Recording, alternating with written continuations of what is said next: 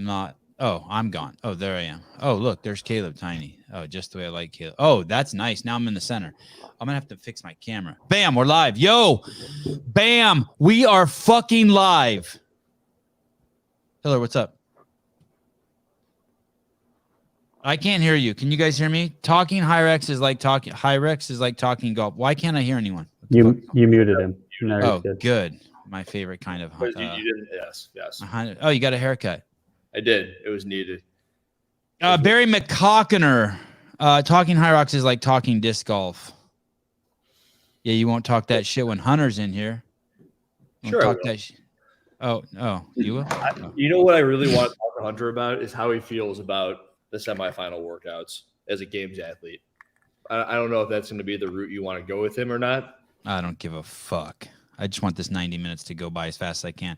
My life is so fucking good that I have like 6 things like that I could be doing right now that are all fucking amazing. But then because I'm such a fucking scumbag, I put them in a hierarchy. And what normally would have been a good thing is now a shitty thing. Do you know what I'm talking about? This is at the top of the list. I'm not going to tell you what's at the top and what's at the bottom. But I'm just telling you, it's like dude, you said you have so many good things, and I have 6 cakes in front of me. Which one should I eat? My life is too good. It's crazy. Did Sevan already talk about Mal? No, I haven't. We haven't. Hiller and I haven't. That is going to be a fucking interesting conversation. You haven't talked about her at all? No. Oh, you had Greg on mostly this morning. Yeah, people are like, ask Greg about Mal. Ooh, I can tell I'm a little feisty today. Are you I was about to attack the viewers. I shouldn't do that. Oh, I can't even bring him in. Thunderham. Dude, you like that name, dude? Thunderham is a solid stage name. It is amazing. I'm going to make just a couple edits to it. I hope you don't mind. Capital T, capital H. Are you okay with that? Thunderham. Yeah, please. I got invited to the Pornhub Awards a couple weeks ago, and I decided not to go. Huge Why? Mistake. Yes. It was a huge mistake because I was trying to pretend like I'm a professional athlete, which is a thin term these days. And I'm so glad you said that, mate. Let's hold on. Let's make that a topic. Professional athlete. Okay, go on. And I fucked up. I fucked up big time. I somehow have become friends with DJ Diplo. He lives out here in Malibu, and he's into fitness and stuff. And yeah, that's cool. Anytime we're just talking, he will randomly send me some stuff, and I'm like, "What did you just say?" He's like, "Yeah, I'm hosting the party for the Pornhub Awards." And I was like, "Dude, you need an extra 6-shooter with you because things could get dangerous." Yes. And you turned it down because you're a professional athlete, aka Thunderham. Because I had to come up with an alter ego. Like, how do you show up at a party like that? You're like, what do you do? I'm like, I'm a pro athlete. I'm like, wait a second, that's lame. I'm Thunderham. The pro athlete. No, I'm Thunderham, the porn star that nobody knows about. That should break the screen. I'm Bun Boy, the porn star. That's not a good name for me, Bun Boy. Oh, but it is what it is. Shit, bitch! I need something cool now, dude. When did you get a bun? Bun Boy, just a few minutes ago. Yeah, baby. Yeah, thank you. I knew you'd appreciate it more than the average. You know what it is the viewers were just being they were running out of good nose jokes, so I thought I'd give them a bun. Man buns are it's a line, and you're riding it. That's cool. Have you ever thought about like a rat's tail? I think that's hey, I probably have that too because I can't get all my shit up. What's the name of that new singer? His name's like something Bunny. Bad Bunny. Like Bad Bunny's the kind of guy that will start the trend of a rat's tail, and he will make it cool, unless Thunderham hits the scene first. Heidi, there were a lot of things you could have said that made that front bead. That would be cool. That dangerous. Yeah, he's got to get that nose ring too. I know. Have you ever seen that snake that hides in the rocks and it moves its tail and makes you think that it's like a worm or something, and you get close and boom? That's exactly. I thought that was a fish that did that. A fish hung something in front of its face like this. Look at this dude. He's a genius, though. Him and his PR team have developed a hairstyle that basically does the same exact thing. No wonder he's at the top of the charts. Do you think that there is a parallel? Let me ask you this. Someone invited you to go to the Pornhub Awards. Oh, there it is. Thank you, Caleb. Nice. Good find. Someone invited you to the Pornhub Awards, and you had to go through a thought process to decide whether to go or not to go. Do you think that was similar to the process that Mal O'Brien went through? Like, here you have Hunter McIntyre. Should I go to Pornhub or not? And here you have Mal O'Brien. Should I go to semifinals or not? Do you think you guys used the same? What are those charts called where you draw the line? You like this, right, Hiller? Is this one of those things where there's two circles and there's like a place in the middle that meets, and it's like, no, how much are we aligned on? No, not a Sven diagram or a Sven, but one of those like you say yes and it goes down here, you say no and it goes over here. I know it's good for me, but I'm a professional athlete. I know I really want to go to the Porn Awards, but I'm up at Thunderham over here. That's what Mal is doing, right? I don't think we're in the same thought process at all. I'm on like the back end and she's in the front. Has she won the CrossFit Games yet?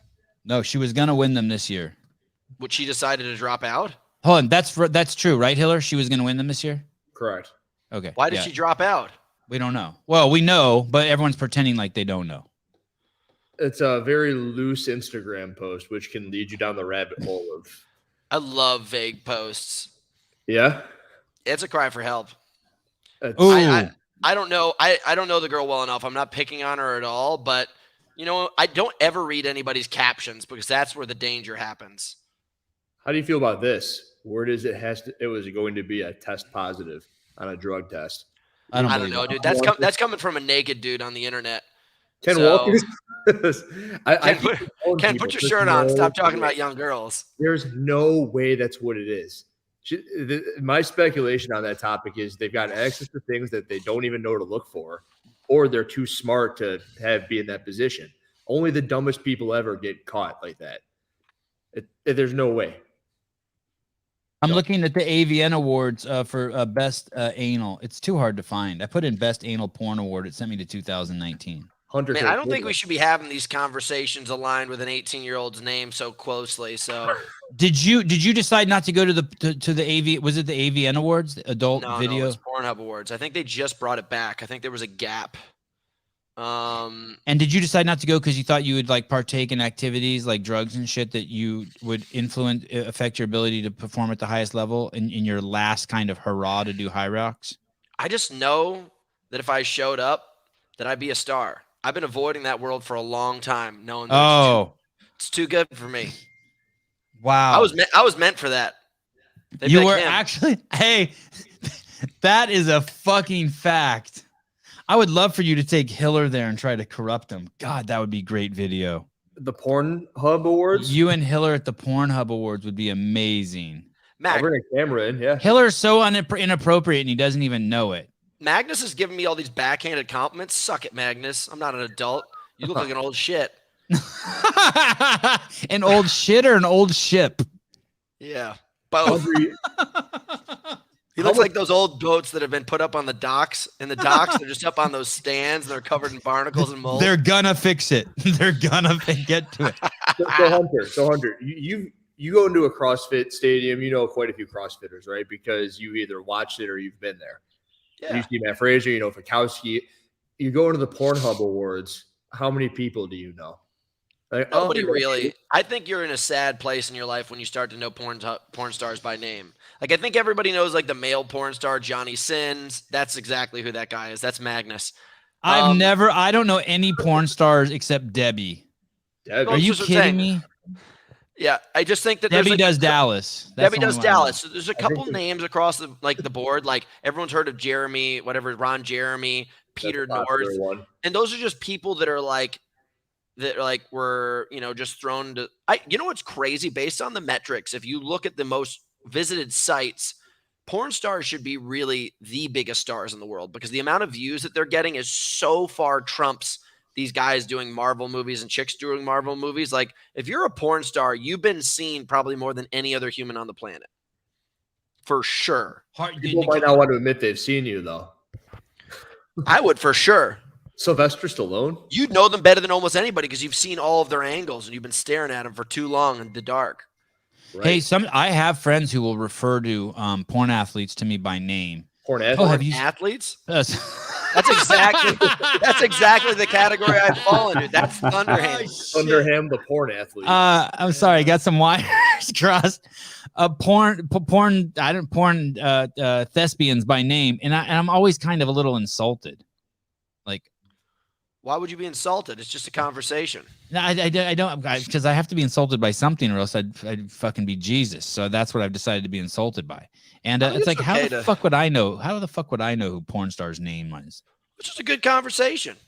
You live in a town full of porn stars. You probably have shared a house, that place that Camp Malibu you go to. There's probably porn stars in your camp. I'm being drop dead honest with you guys. I have almost seen 0 porn stars in the 11, 12 years I've been in LA. I actually wouldn't even know. I know. Come on, dude. Like, you know, like you've seen 1 or 2 of them. Like, just like the same way I don't know actors by their names by any means. Like, last night we were at a steakhouse.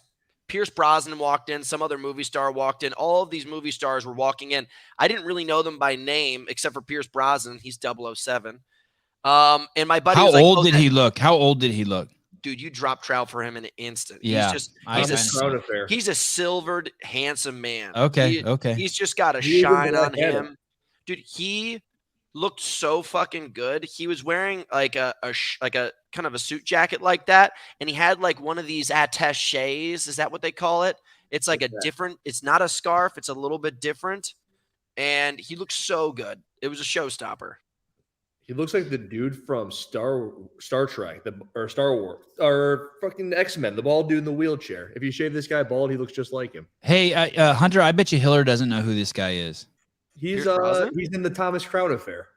Yo, wow. You don't know who Pierce Brosnan is? I just told you I know who he is. He used to be a famous TV star. You know, Hiller really doesn't know. This guy's barely on Hiller's radar. Hiller only does TRT and bench press. Yeah, he's in Black Adam. I know him. He's in bench press.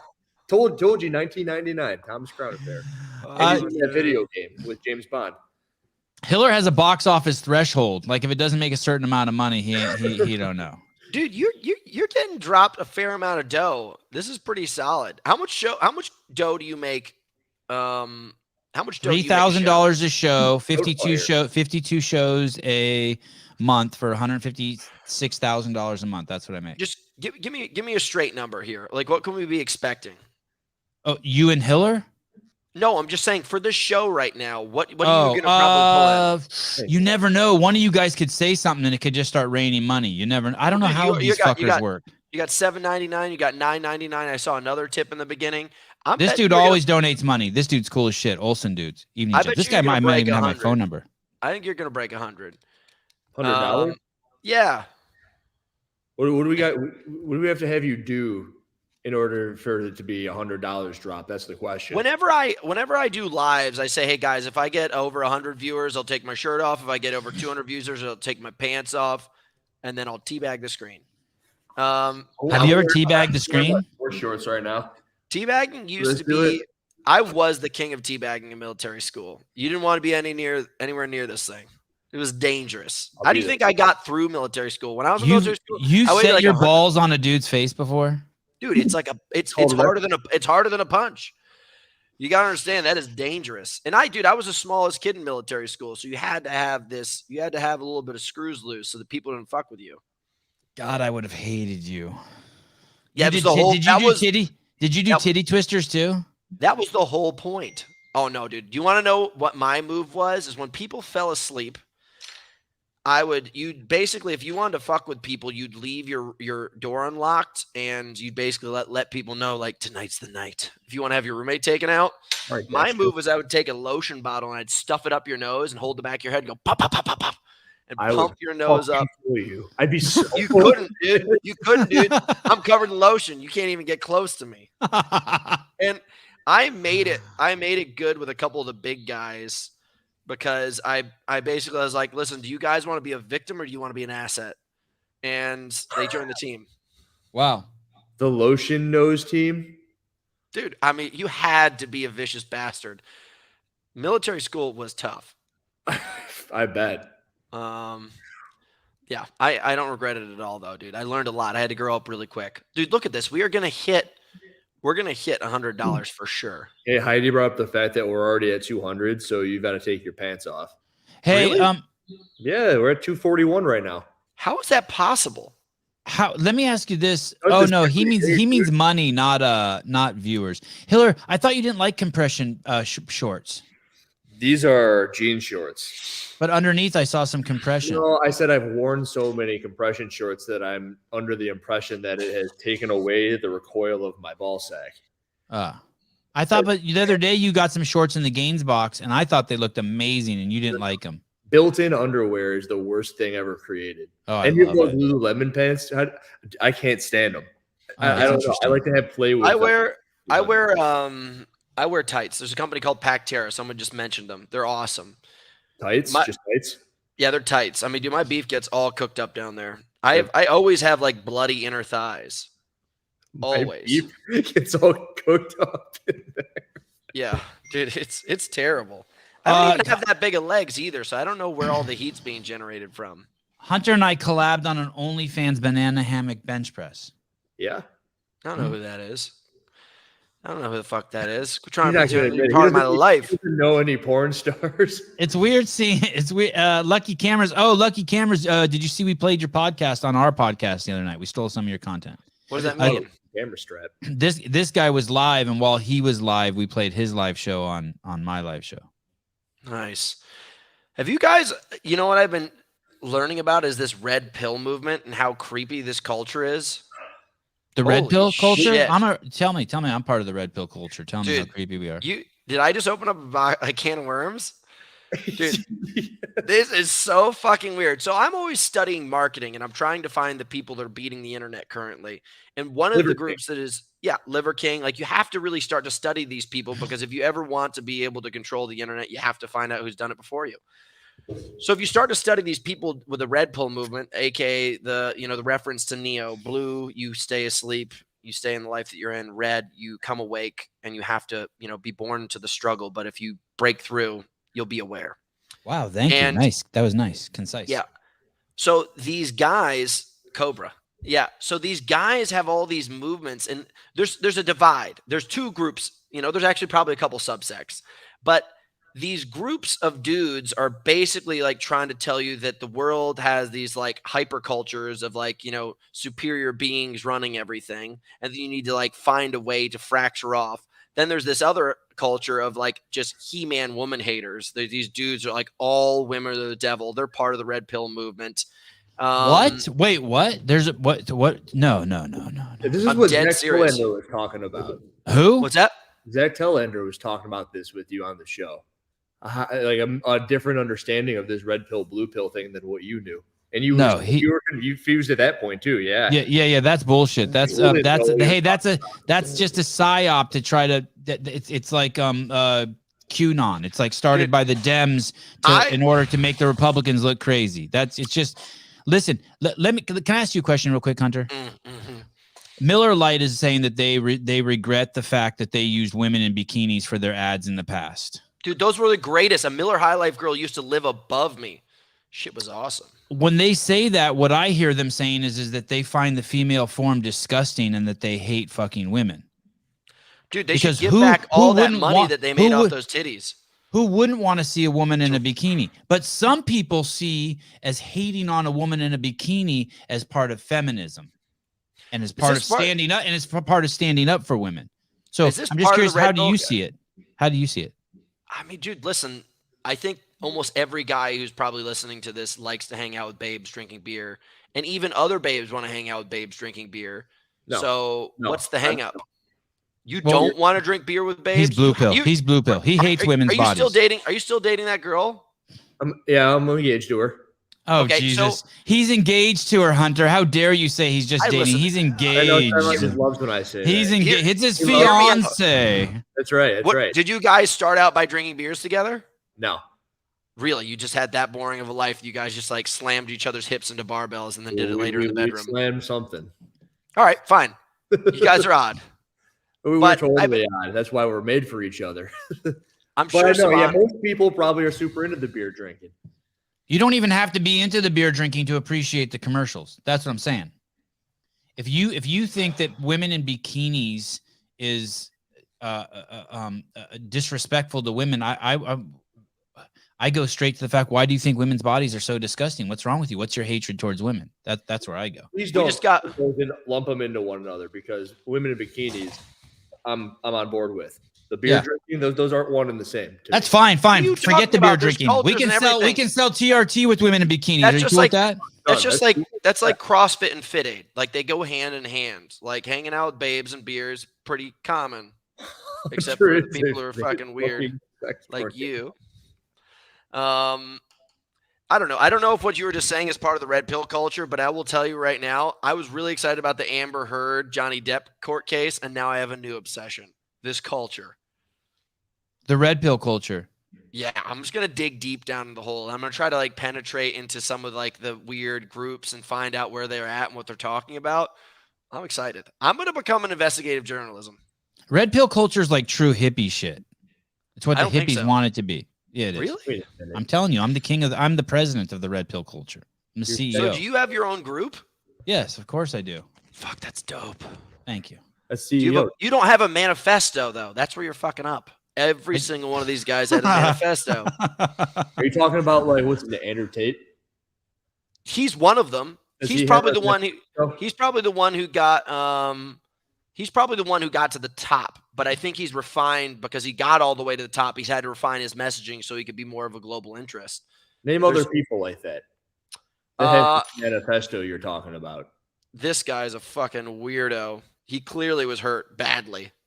And I'm not trying to insult him by any means, but this dude is called the Unplugged Alpha, and it's by Richard Cooper. He's a guy who's grown. He's one of them. I can't really figure out the name of the. I just kind of like follow on these podcasts and these weird kind of creepy Instagram things. But if you look up that Richard Cooper guy, he's one of those creeps. This is the name of the group, by the way. Sevanistas. Yes. I mean, dude, look at that. That's a fair amount of ratings just to let you know that, like, like there's a lot of. So this dude hates women. He doesn't necessarily hate women, but he just lets you know how big of an issue women are, and that you should probably just like jerk off in a room, do bicep curls, and up your bank account, and then women will be just like a side. He calls like hanging out with chicks spinning plates. It's no bullshit guide to winning with women and life. Have you read this? Yeah. Oh yeah, I listened to it immediately. It's a quick read, but I mean, when I say read, it's a quick listen. In reality, though, you have to pay attention. These things are growing so quickly, and if you want to just have something to nerd out on, this is my new hobby. I'm just like, what the fuck are these people talking about? Don't ruin red pills for me. I love a good red pill. I was obsessed with CrossFit a couple of years ago. Now I have to find a new obsession.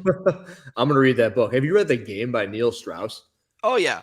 That was one of the things I got into about 6 months ago, because I was like, if you can sell a girl on sleeping with you, you can sell anybody to buy your products. And like one of the things that they study is and they use to pick up girls is basically hypnotism. So like, let's just say I'm like sitting there talking to you and I'm like, Killer, I want you to think right now. And I clench my hands and I want you to close your eyes. And I want you to think about the best place you've ever been and who's right there next to you. What does that person look like? All these kind of things. And now I want you to open your eyes. And I start talking to more. And the next thing I'm trying to elevate in you, I clench my fist again. And I keep on capturing that same experience and that same feeling that you went through when you went into that place. And I keep on trying to incite you to be excited about what I'm doing. And hopefully I'm going to get you to have sex with me. I'm ready. I'll grab my ankles now. That's a good book, by the way. I picked up the same thing. The Game? Yeah, dude. You gotta get into all this stuff. I mean, listen. Two of them, actually. It's a dirty game. Like if we three went to a bar right now and decided to go pick up chicks, you wouldn't need any of those skill sets. You just need to be somewhat entertaining. And you'll pull it off. If you would have said that you hadn't read that book, I wouldn't have believed you, considering the way you dress. I was like this a long time ago, but the peacocking thing, and all of a sudden I was like, fuck, it's almost not cool because all these nerds are now doing it because they think it's a thing. Right. But like, I have a closet full of gold chains and funny outfits and glasses and stuff. And it's like, I've always done it for me, not for the girl that I'm talking to. You teabagged guys. Of course you were weird before you. Dude, we've all teabagged guys. Understand that it is a weapon and I will use it if I have it. The thought I heard about that first in high school, that there would be guys on the football team who'd be bench pressing, other dudes would come up and pull their pants down and fucking rest their balls on the guy's face while he's benching. If someone did that to me, I would Fight him off. Something would happen that was, I could see myself doing that. You like that Liver King video from the other day? There's things that are just disrespectful. Can you pull up that liver? Yeah. Dude, this Svetlana chick, she says you're extremely entertaining and that you'll have all the girls. Do you have like a lot of like people from Czech Republic that are watching this show? Who's he talking to? Is Hunter still on the show? No, he's on a phone call. Here you go. This is what you do when someone puts your balls on your face when you're bench pressing. This is crazy. This is what you do. Yep. Just not now those things. How is that? How did he get away with showing that on I mean, it's not real. They're animals, so those are penises, right? They look maybe. I see a helmet. That's heavy, dude. For the record, this dude is on more crap than he has ever been on. He is not off like he is. There's no way. I want to see if I could pin down a topic here. I think we're settled in. We're 26 minutes in. Before I came in here, Alexis is in there with one of our friends. They're like, what do you talk about? Like, I don't know. Nothing. I knew it was going to be off the rails. Okay, here we go. You started the show, Hunter asked, saying something about a professional athlete. What are your thoughts on that term? Who? You. I mean, in reality, if you really think about it, we're kind of all dancing monkeys. It just depends on the size of the contract that supports it. I don't know. I mean, I've been doing this for such a long time. At this point, I'm doing it just to learn more about myself through the process of doing it. I don't think I'm a professional athlete by any means. I'm not trying to be like super introspective about it, but it's just been going on for such a long time. I don't know how professional it really is. Like, I set the world record a couple weeks ago and I got $100 gift certificate. And it just reminds me, it's just like, I chose this chapter of life and I'm not going to be the person that quits because it's a hard chapter to live in. So I'm just going to be the fucking biggest beast and I'm going to create things that elevate my lifestyle because I'm smart enough to live in this chapter if I want to continue to do it. But do I feel like a pro athlete? I don't know. Like, I'm going to my world championship. I leave tomorrow at 8:00 and I compete next Friday. And there's going to be a lot of people in a room and I'm going to run against them in circles and stuff. But then I have to remind myself, I'm like, what's so professional about this? So I don't know. I have to remind myself that all the time. I have to continue to elevate myself to do these insanely hard workouts, to do these insanely hard races. But at the end of the day, I don't know how professional it really is. Hey, so let me propose this to you. LeBron James is professional, or a guy who runs the first checkpoint at like a nuclear reactor in California. The guy who sits at the guard tower where cars drive in a nuclear reactor in California. Who's more professional? It's kind of weird, right? You got to understand, one's a game and one's a job. They're okay. What's the distinction? One's a game and one's a job. One's a game anyone can play. Not everyone can step into a nuclear reactor and focus on that. That's a true job. Sure they can. I mean, technically, you have to work your way up into that place. What do you think LeBron had to do? It's still a game. It's still a game. Don't get me wrong. Technically, the dude is just in the game of nuclear plants. It's a game too. No. I was going to more what's on the line. What's on the line if LeBron fails?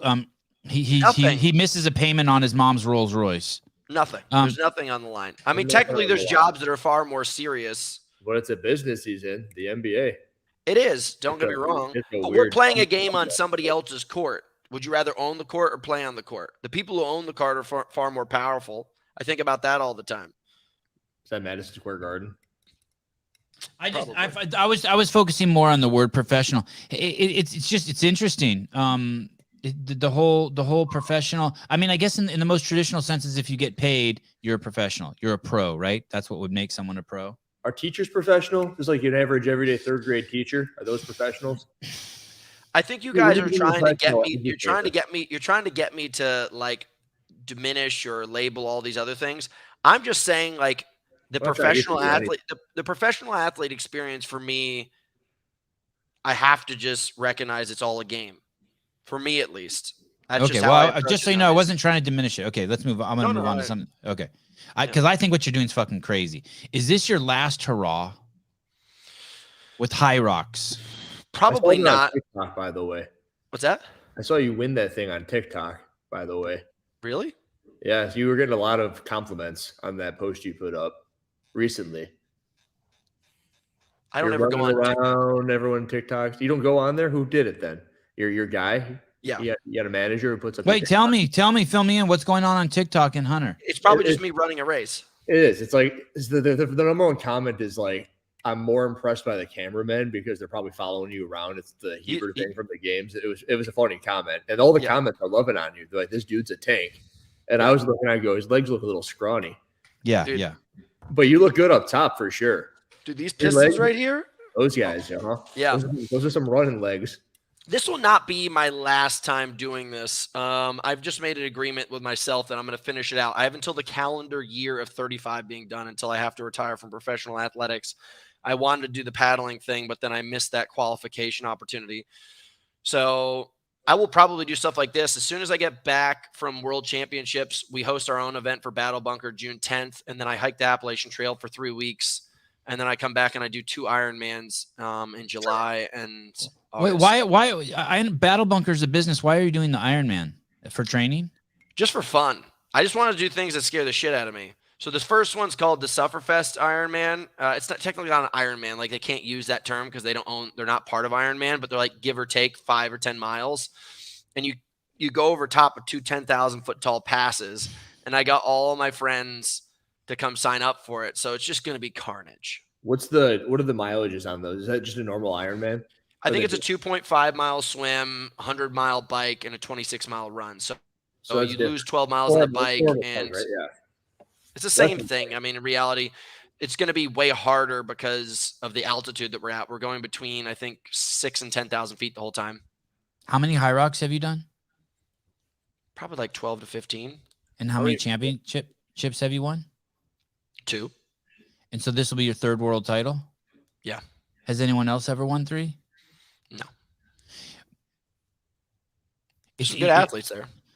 Hey, if there wasn't CrossFit, that we probably wouldn't know who Matt Fraser is, and if there wasn't HYROX, it's kind of interesting. We wouldn't know who Rich Froning is, and HYROX has become. Is that your biggest catapult to name recognition, HYROX? No, Broken Skull Ranch by far. Oh shit! I will literally just be in like airports, and grown ass men will like throw women out of the way. Like, hey, mister. You're Hunter McIntyre. I love you. I love you. I watched you in my trailer park. I stole a TV to watch you. I love you.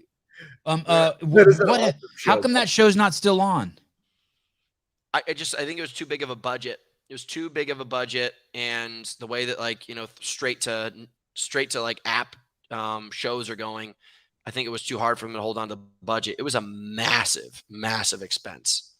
God, it looks so cheap and cool. The show is so cool. The show is cool. The show was fucking awesome, dude. I mean, that was one of the most, I think that's the most impressive athletic thing I've ever done. Because you never know what's going to hit you, and you just have to fight to the death against just a bunch of people that are juiced to the gills and want to kill you. Yeah. Olsen dudes, $9.99, a little money to entice Sevan to do HYROX with Hillel as your partner. Thank you. Trish, $1.99. Let's move in a new direction. Nude erection. Ooh, look at that. That was clever. Does Trish ever come over to your show, by the way?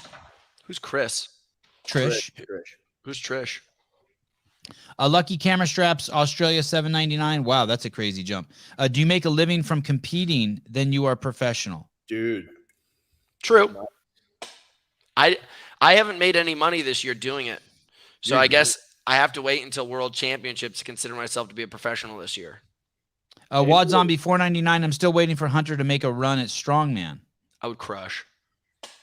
I find it hard to believe that Hiller's stronger than you. He says he's stronger than you. Well, for sure he is. Stronger than he is. He's for sure stronger than me. But he can totally beat my ass in a race. I just think that We take you up to about 800 meters. if you think about it, like if we spent our time and I spent like 70% of my time doing cardio and he spent 70% of his time doing strength, just over time you accumulate, the ability to do that better. What's the most you've back squat in your life? 375, maybe 385. What's the most you've ever done, Hiller? 495. Oh, okay. So you put in the work for that. I think it's exactly what he just said. It's that I've spent more time dedicated towards building strength, and he spent more time towards the running facet, endurance training. And what's your fastest 5K, Hunter? 1454. Holy shit! Hiller, what's your best? Right around 19. Holy shit! Is that real? Yeah, but that's what I do. Wow! Shit. I didn't realize you're so fucking big in person. You are a fucking mountain of a man. It's crazy. Have you never heard that story I told about him? Like I knew him as this godlike runner, and I'm sitting at the Granite Games and I'm watching him with all these CrossFit athletes. They're doing, or it was like push the giant thing as a team of 4. He was on a team of 4, and he ran all the way to the front and was talking shit to everybody up front. And then he ran back to his team and he goes, "Come on, guys!" And then he ran back up to the front of this 400-meter track, and everyone's just dying. And I'm like, this dude is a runner. This dude is fit. Well, I had a very limited opportunity to have a good time there because everything else I was getting crushed in. So I certainly made use of the time that I had to run a little bit. Oh, I also saw you try to snatch 225, and that didn't go too well. No, I got 225. I got 225 twice. I missed 245. Well, maybe I saw Come on, you. Hunt. Ken Walters, come on, Hunter. I'm 60 and I do 350. Is that a candle? Ken Walters, put your shirt back on, you creep. Ken's a good dude. Jeff Bako, hello from Spokane, Washington. I'm Ben Greenfield's neighbor. I like Ben a lot. Is that the guy that snorts like tobacco and stuff? Ben Greenfield? He's as close to being an alien as humanly possible. I saw a picture of that dude the other day, and I sent it to Josh Bridges. I said, "This is what you would look like if you did meth." Let me see if I can find the. Where is that? He's your buddy. Sorry if he's your buddy. No, Ben's great. Not that it's a bad thing. Ben Greenfield Christmas Where's fitness. your picture from? That's not what your legs look like right now. Is it? Mine? Yeah. Oh, he's probably leaner than me by a point or two. Oh, I thought that was you. No. Oh, That's Jesus. Here, look at it. It's Josh Bridges on meth. Okay. Right? You see it? I see it. Ben is a kooky ass dude, but he's legit. Like everything he talks about, he is about. Like every single thing, he lives it. Like the Liver King shit, I think he's doing it when the camera's on. You hang out with Ben, he's doing weird shit all the time. I had testicles of the Liver King. That's weird.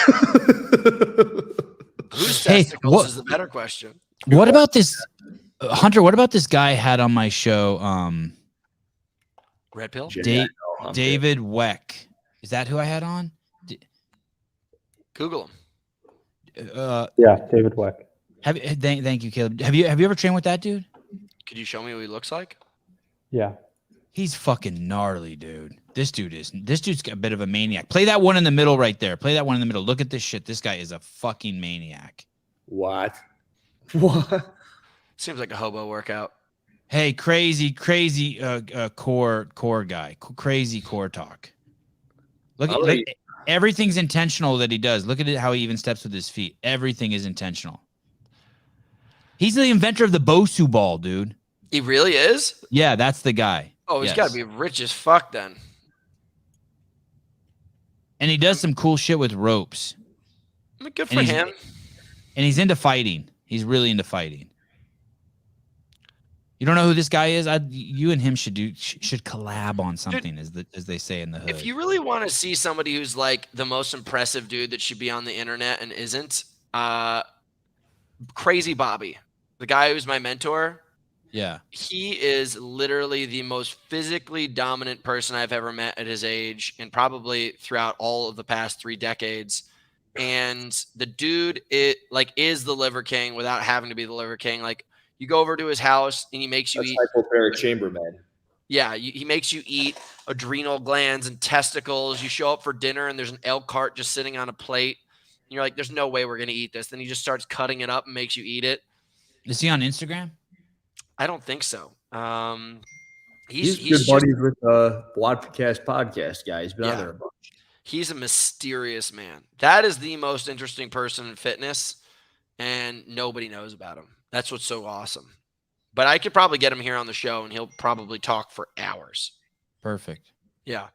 What's up? I watched 5 or 10 seniors in high school run sub 5-minute mile last week. Eaton Beaver.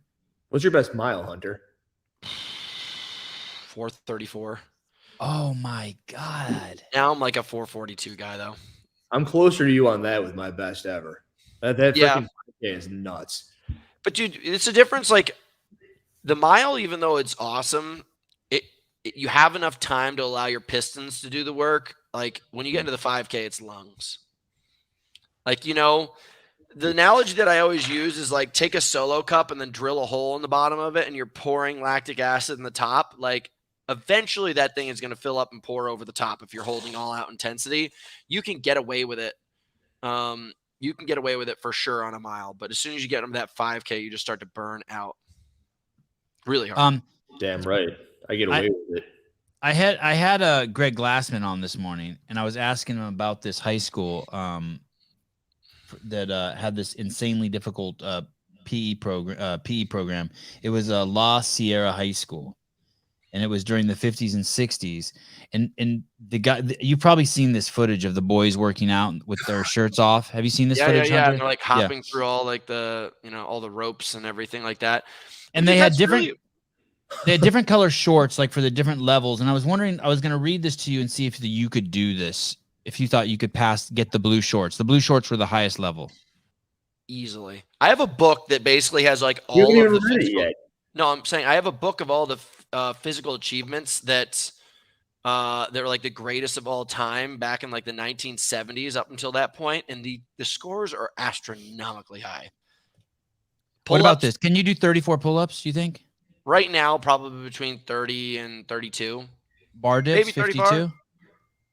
Well, what they're saying, bar dips, I think it may be the kind of thing where they're actually doing dips that are almost like tricep extensions with the like behind them and their legs elevated. I started to do research on this stuff. But if it's regular, you don't think it's just bar dips on parallettes like this, and you basically just put your fist in one? I started to look at these things because I started to see the records, and I was like, there's no way these guys are doing this. And I found out a lot of these guys were like putting their legs up on boxes and doing like triceps behind them kind of thing. But 52, I will not hit. I'll probably hit 35 tops. Handstand push-ups, 50? See, that's another thing. I just don't think that's happening. Yeah, that's pretty big. What about this? I've never even seen one of these. This is a one-arm burpee, 26 in 30 seconds. Yeah, it's probably another gimmicky movement. 300-yard shuttle run, that is pretty gosh darn quick, too. You can't do fucking 26 burpees in 30 seconds, let alone one-arm burpees. Right. What is a one-arm burpee? Hey, go down to the bottom and look at this one. Dude, the 45-second free handstand is insane. No, that's the easiest one on the list, dude. But that's still impressive for kids to be 45-second handstand compared to man lift and carry. What's a man lift and carry? 5 miles. You pick up Hiller and you carry him 5 miles. Swim underwater 50 yards. I can do that. That is brutal. Hey, but look at this last one. Stay afloat in deep water in a vertical position. Use arms and legs permitted within an 8-foot circle for 2 hours. That just sounds like torture. That is terrible. What's the longest you tread water for? 5 minutes. Probably been in the water for half an hour at least. The hardest thing that I think, and you should talk to one of the SEAL people, but keeping your arms out of the water and just floating with your legs is god awful. I think I did that for 5 minutes once, and it's the hardest thing. And they do it forever. When I first came to Malibu, I became friends with all these guys that were on the Pepperdine water polo team. And nobody thinks water polo is a sport in the East Coast. And then you get out here and you see these football players that swim in the water all the time, and they're doing all this gnarly shit. And you go and do workouts with them in the water. That was awesome, Hiller. That was awesome. It actually is just like I don't know what they want out of that, but it's not easy. I'm seeing stars a little bit. I kind of hit the ground. Dude, I bet you they don't even go all the way down. I bet you they come down and extend their arm, kick their legs back, and then go up. It's not a full burpee. Hey, so you're the water polo players. You're saying, you're right. Say it again. Watch this. Oh, yeah, that's it. Oh shit. Because how are you going to do that in 26 reps in 30 seconds? You're not. And hey, and how much easier would it be if you alternated hands too? Much. Dude, you've made some fucking paper. I'm looking at your cash in hand. You're a rich man. You got to take your shirt off, dude. That's what happened at $100. I guarantee you there's that much. Okay. Someone needs to donate some money so I can get some beef. Someone wants to. Did you see I changed your name to Sex Tornado? Damn it, dude. What happened to Thunderham? Al Logton, thank you for the money. Mr. Smiley with the bowling ball. Hunter, this is a serious topic. Hunter, what do you think about the top young athletes having emotional challenges? I think he's referring to Haley Adams and I think he's referring to everyone, but Haley Adams specifically and Mal O'Brien. What do you think? What do you think about their emotional challenges? Do you think they should party a little more and not take their training so seriously? Party. Well, I'd say 1.0. You know, you're giving these kids are probably making $250,000 to over $1 million a year at a really young age, and they're selling themselves not in any kind of inappropriate way, but completely on social media. So their image is broadcasted all over the world. So there's an enormous amount of pressure. Like, I can't even imagine if you gave me a cell phone and a ton of cash when I was 16, 17, 18. I would have fucked the world up so badly. So they need to have good figures in their corner, first of all. And second of all, parents. Like, I don't even know if I would allow my kid to do that. I'd be like, hey, here's the deal. You can do CrossFit, but any money that you make, you're going to donate to charity. And once you're over 18, you can do whatever the hell you want and see if you still like it. Spoken from a guy who has super wealthy parents who are both physicians, but go on. I mean, I still did sports, not because my parents had money. I'm not suggesting you did. I'm talking about the giving away the money part, but go on, you white privileged motherfucker. Listen, dude, you go hang out in rich people's homes in Newport all the time, dude. Just because you live off other people's wealth doesn't mean that you ain't on the same piece of shit, dude. I ain't hating. Don't get all crazy. I ain't hating. Yeah. I ain't hating. Just pay your reparations, bitch. I think that's probably, you got to ground these people. And yeah, you're going to probably be driven to have an eating disorder if you're fucking always having to look good on camera and perform really well. Or if you don't all of a sudden you rep something, and then all of a sudden you got like people like Andrew Hiller shitting on you on the internet. Like, it's tough. It's really tough. Like, I'm a grown ass man and people shit on me all the time. And I'm like, okay, I have to like breathe for a second. And I've been doing it for a decade. But I'm just saying, the first time I ever bumped into this, 2014, Reebok did a documentary, a little piece about me going to Spartan Race World Championships. And I remember I was so That's when I was a hater. Good for you. But this is part of the reason why it was a challenging thing for me. I got my first ever taste of like, I made it. I had a contract from a big company. People were making films of me. I was like, I think I'm a pro athlete now.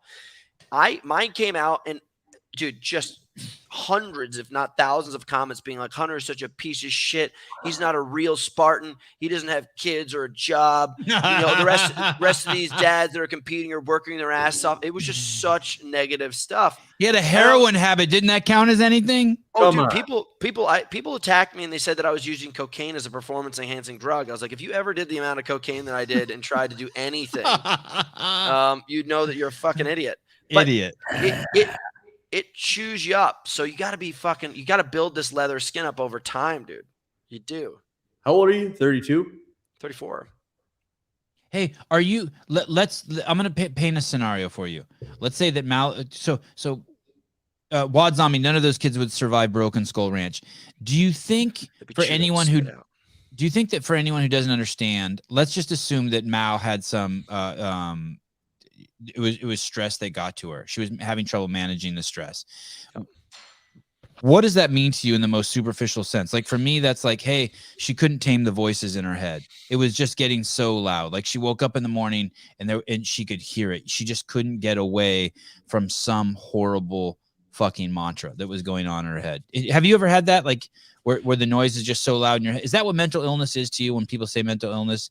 No, it's not mental illness, but it's just like a level of pressure and it's a level of attachment. I bet you if you How does it manifest, though? Tell me, before you go into that, how does it... It's attachment. It's 100% attachment. But how does it manifest? Is it noise in your head? Is it you're shaking? What's the physical manifestation of... It's noise in your head. It always, for me, starts mental and then all of a sudden becomes so powerful it can become physical. Like you start shaking or you want to escape the situation physically? It's spiking off like all of the chemicals inside your body are going off because you're going through such a psychological trauma.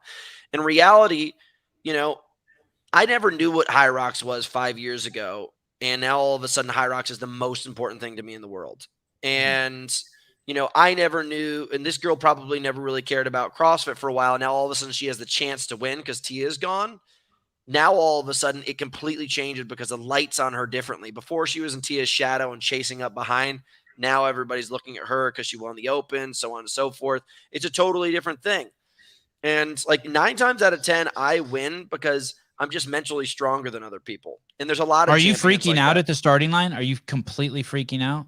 No, they're freaking out. Yeah. You're not freaking out at the starting line? Not really. In reality, here's my thing. Like, do you think UFC fighters are freaking out as they walk to the ring? I'm sure they are because they're going to get punched in the face. There's some people, though, that get empowered by getting punched in the face. And then there's some people that get empowered by starting to lose and then they get this comeback emotion. For me, I know the only person that can beat me is me. I'm the #1 guy in the world. And I've been that way for a long time. It's not like Hunter's so braggadocious. Like, shut the fuck up and read a paper for once. Like, I've been doing this for a long time. I beat everybody's ass. The only person that can get in my way is myself. Now, there's other people that have to face this problem differently because they're not me. So everybody has to have a different approach. For this Mal girl, I remember the first time I showed up, I went to World Championships in 2013. I showed up as a rookie, and I was leading the race through mile 10. I was like, I'm beating everybody in the world. And then I bonked and I screwed up. The next year, because now I had a Reebok contract, I had Spartan Race contract, I had all these contracts coming in, and I was starting to get things about me. I was like, oh, wow, dude, like, you're the guy now. And it felt different. Like, and you could tell people were looking at me different. And then I got my ass kicked that year.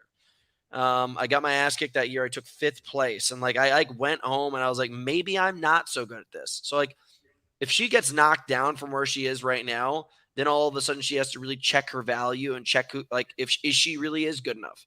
And then you have to rebuild yourself from that place. And does she have the guts to do it?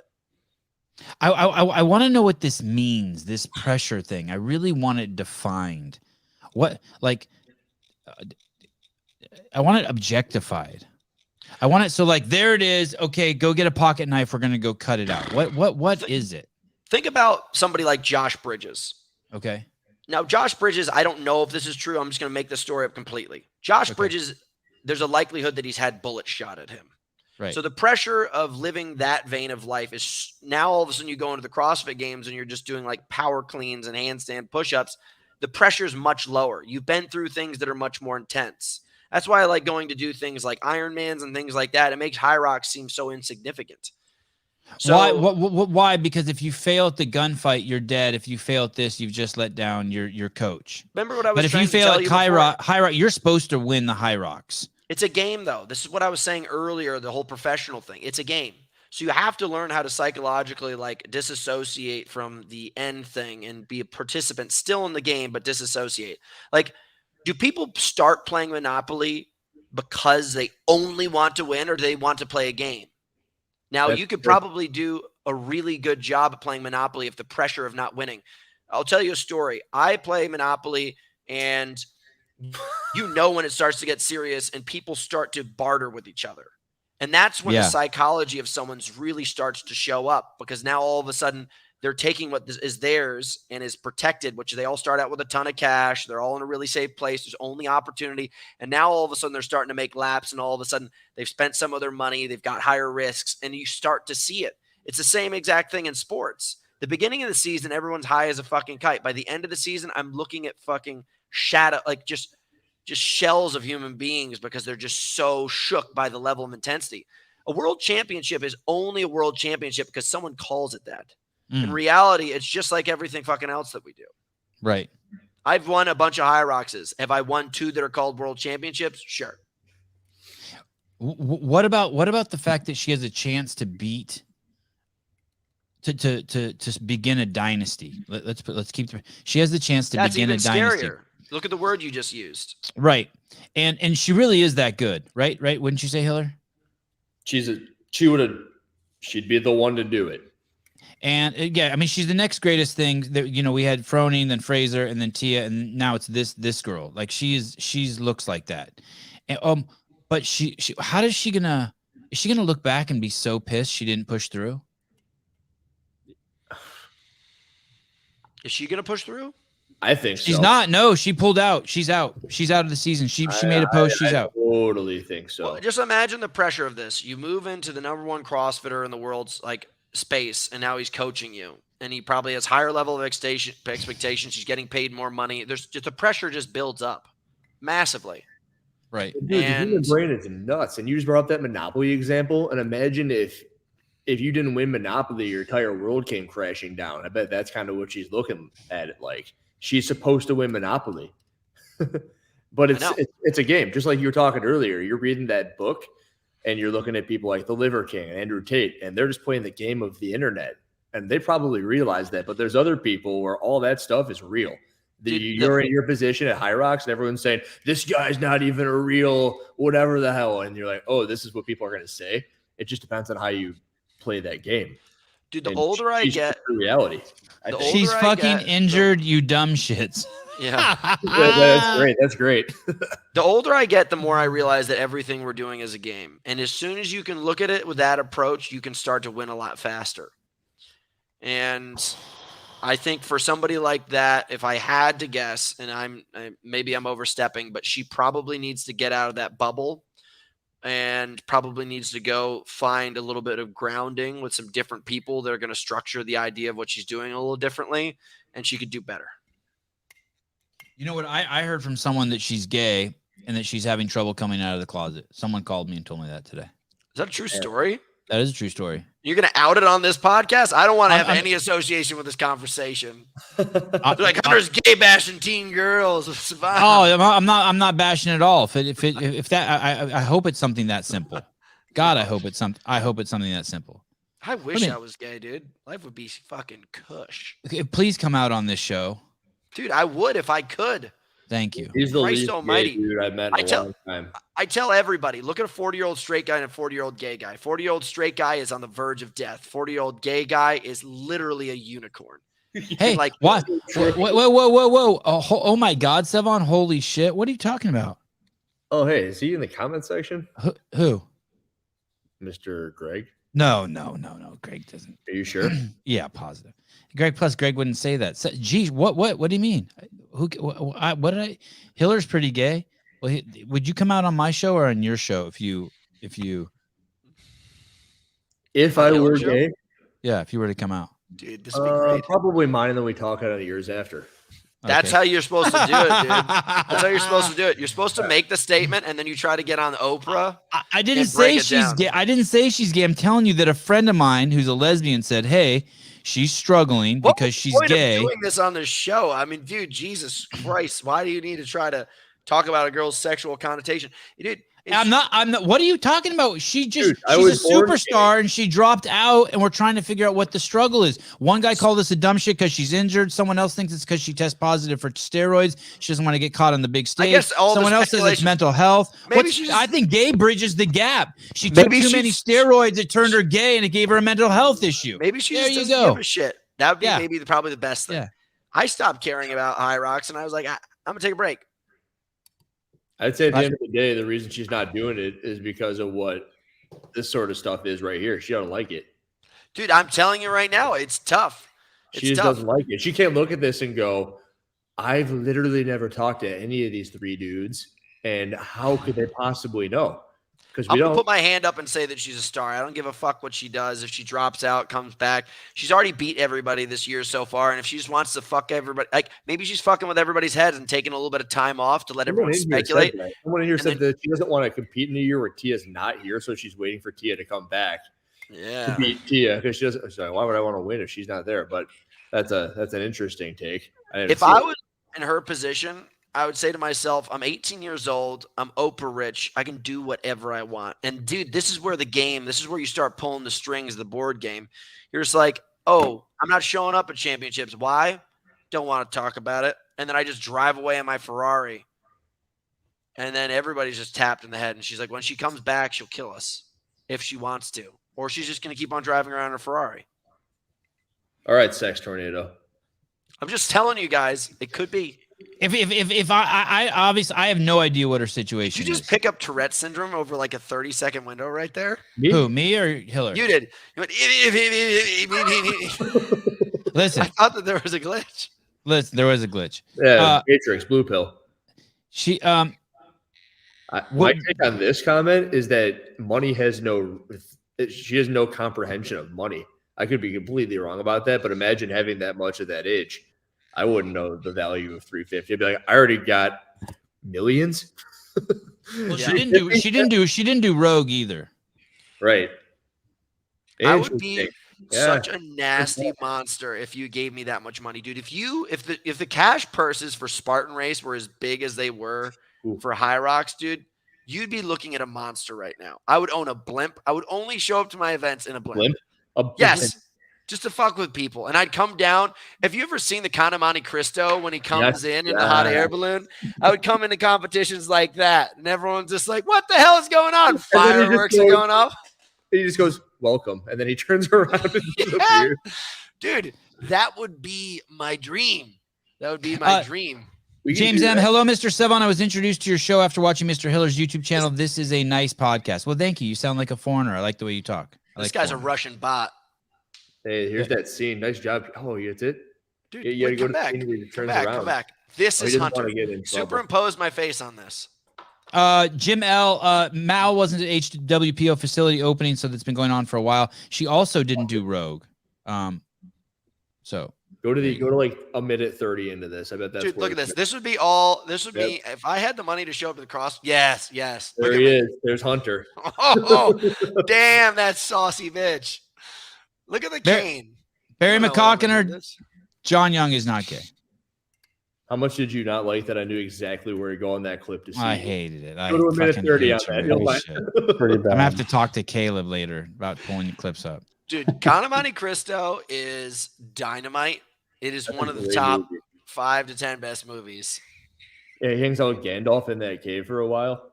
Dude, he hangs out with Gandalf. Did you know that Henry Cavill's in there too? Like, there's just like a lot of characters Henry in there. Cavill, because No, he's saying his name wrong. The guy who played Superman, he's saying his name wrong. What is it, Henry Cavill? Yeah, he plays the son. Oh no, he played Jesus. He played Jesus in that's Mel Gibson, dude. No. No, Mel Gibson directed the movie. Let's go back to Mel. Greg Glassman.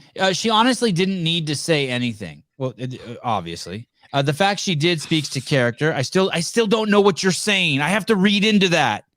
Speculation is simply that. Yeah. Same with Haley. They owe us absolutely nothing. You said absolutely nothing. Well, I think you put this motherfucker on timeout. Sorry, Greg. Sorry, Greg. What the fuck? I hate reading into it. Just say something that I can glom onto. I said that I think it might be. Someone told me she might be gay. Said let's give us some things. Did she hear some loud voices in her house and she can't sleep? Just saying that it's too much pressure means nothing to me. You're really upset about this. Greg Glassman got. I just want to learn something. Minutes. Oh no, shit! Who blocked?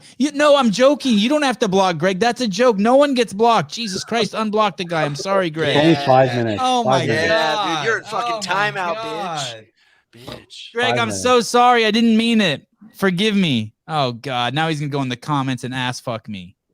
Someone should clip that and send it to him. This has been great. Greg's gonna go in the comments and ass fuck me. Oh shit, Greg, I'm sorry. How many hours a day are you doing this now? How many people could seriously keep up with the training regime of Matt Frazier in his basement? That guy is psycho level dedication. Fair, yeah, he's a beast. He's and she's a beast too, man. They're all kind of freaky. I love it though. Here you are about to go win HYROX at 39 years old and you think that doing a podcast, you want to pat me on the back for my podcast endurance. I appreciate I'm just that. asking how many hours a day you doing it now? Oh, those are nice bird sounds. This is like 2 hours, 3 hours, 10 hours a day. An hour and a half this morning, and then a show tonight. That's impressive. Hey, if I tell you who wanted to come on the show tonight, and I told them no, I already have it scheduled with you. You guys promise you won't share anything? Yeah, let's go. Let's go. Yeah. I'm going to type it to you in the private chat. Yeah, let's go. Let's go. Let's go. I hope it's Mel. I hope it's This BO. is Mel O'Brien. I hope he puts in 8008S. Boobs. I want to make sure. I want to make sure I'm in the Boobs private wanted to chat. come on the show. Oh, yeah. What? That's such bullshit. No, it's true. Oh man. He's hiding from me. Come on, I don't want to talk about it anymore. I just want to let you guys doesn't want just to soak in eat. that how important it was for me to come on with you guys. I think we're doing a pretty good time here, right? Dude, we're having way more fun. That would be such a dry. That's like eating saltine crackers. It was that dry. Stop! I don't want to talk about it anymore. So Just- dry. Have that's you ever it. done that where you try to eat a whole sleeve of saltine crackers? It's impossible. Your mouth No, it's not. immediately dries up so No. bad. Dude, It's you easy. want to do it right here on the show? I don't have saltine crackers, but I'll drive to the store and I'll whoop your ass. I want to see you teabag yourself. How about the cinnamon challenge? You ever do Eating that? beaver? Tell us, Hunter. These nuts would do it, dude. You guys want to see something cool that I bought yesterday? It's a lemon, but I'm working on it. You got a new car? Fucking just bought this dune buggy! I hate you. That's so funny. Dude, my life is so dope. Tell me you live in California. Oh, without dude, telling what's me you that? live in Trying to mess California. with my Scooby Mobile, dude? Bro, you don't fit in that, dude. Dude, I do, and I rip hard. Look at your boy, just smashing life in this bad boy. Please be safe. Dude, of course I'm not going to be safe. Dude. Please I'm going be to jump the safe. Grand Canyon in You this need a thing. full-time cameraman. Come on. Like this. Dude, this- Where's your cameraman? He was on the highway parallel to me. Okay. Dude, next You I'm have gonna get one of those little helicopters that like, you know, What's Willy wrong? Wonka had. It's gonna be good. I want to show you something. I don't know if you've seen this yet, Hunter. Andrew's seen it. Andrew's lived it. You are gonna trip when you see this. I bet it's gonna be boobs. Because Hunter hasn't seen it and you've seen it. Yeah. Close. It's better than boobs. That's not true. That's just a flat out lie. Are we in the private chat again? Are we talking about boobs in the private No, chat? I'm gonna have you seen this? It's not better than boobs. It is. This is so crazy. I didn't know it What was is 2 this? minutes and 11 Is seconds. this an ice barrel commercial? Yeah, man. Yeah. Hiller just. You've become Hiller- officially one of the fuck boys of the internet. Yeah, Hiller's such a whore. He took a fat sponsorship for this. Just watch this. Just watch this. I will say Ice Barrel's nice. They've sent me a lot and they've always donated a lot. So I always have to be thankful for that company. Yeah. Yep. But and you're now in the FB category. Okay. Here we go. You're selling your skin. Here we go. It's all right. It's all right. As a washed up semifinal CrossFit athlete, I know a thing or two about recovery. So I said to create the most premium cold therapy resource on the market. So if I filled this with water, it'd be good to go, right?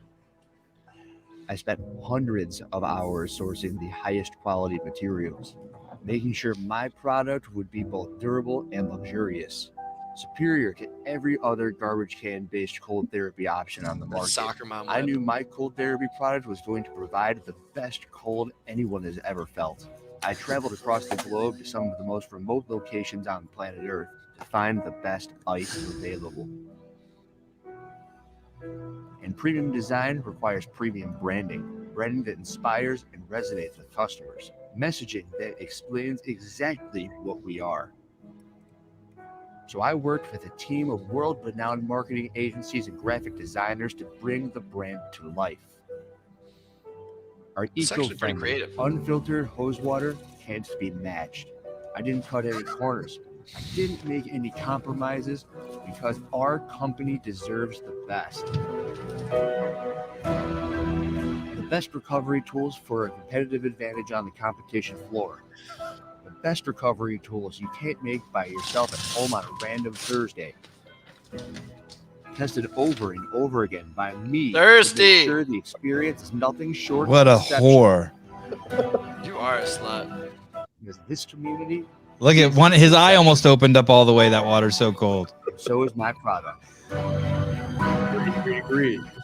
Introducing He just nutted. cold barrel. I really like that, dude. That was very clever. Oh like shit! I ruined the end. Damn it! Damn it! Well, you gotta watch the. You gotta watch yourself. Right? The end was Yeah. good. Yes. Dude, you crushed that. You So could literally create a competing company with them called Cold Can or Cold Barrel, and we could probably have it up and basically just reinforce trash cans, and we'd be just as good. So I've known this guy for a long time. His name is Alex Roca. And one day I go, I'm going to He shot me one time. He's a nice guy. He's awesome. And he put that whole thing together. And one day I messaged him. I go, I'm going to make this video. He goes, please let me shoot it. And I was just thinking, yes, let's put. So we put it together. And super ironic. Yesterday it pops up that they're the official sponsor of the games. And I go, you can't make this up. The timing's too perfect. You didn't even know that was coming? Nope, didn't have a clue. So we filmed that last week. Hey, didn't you tag them and then they pulled down the tag? Yep. Yeah. So we did tag them, and it's not there any longer. It also won't let me tag them. How do they do that? If someone They block tags you, you? you can.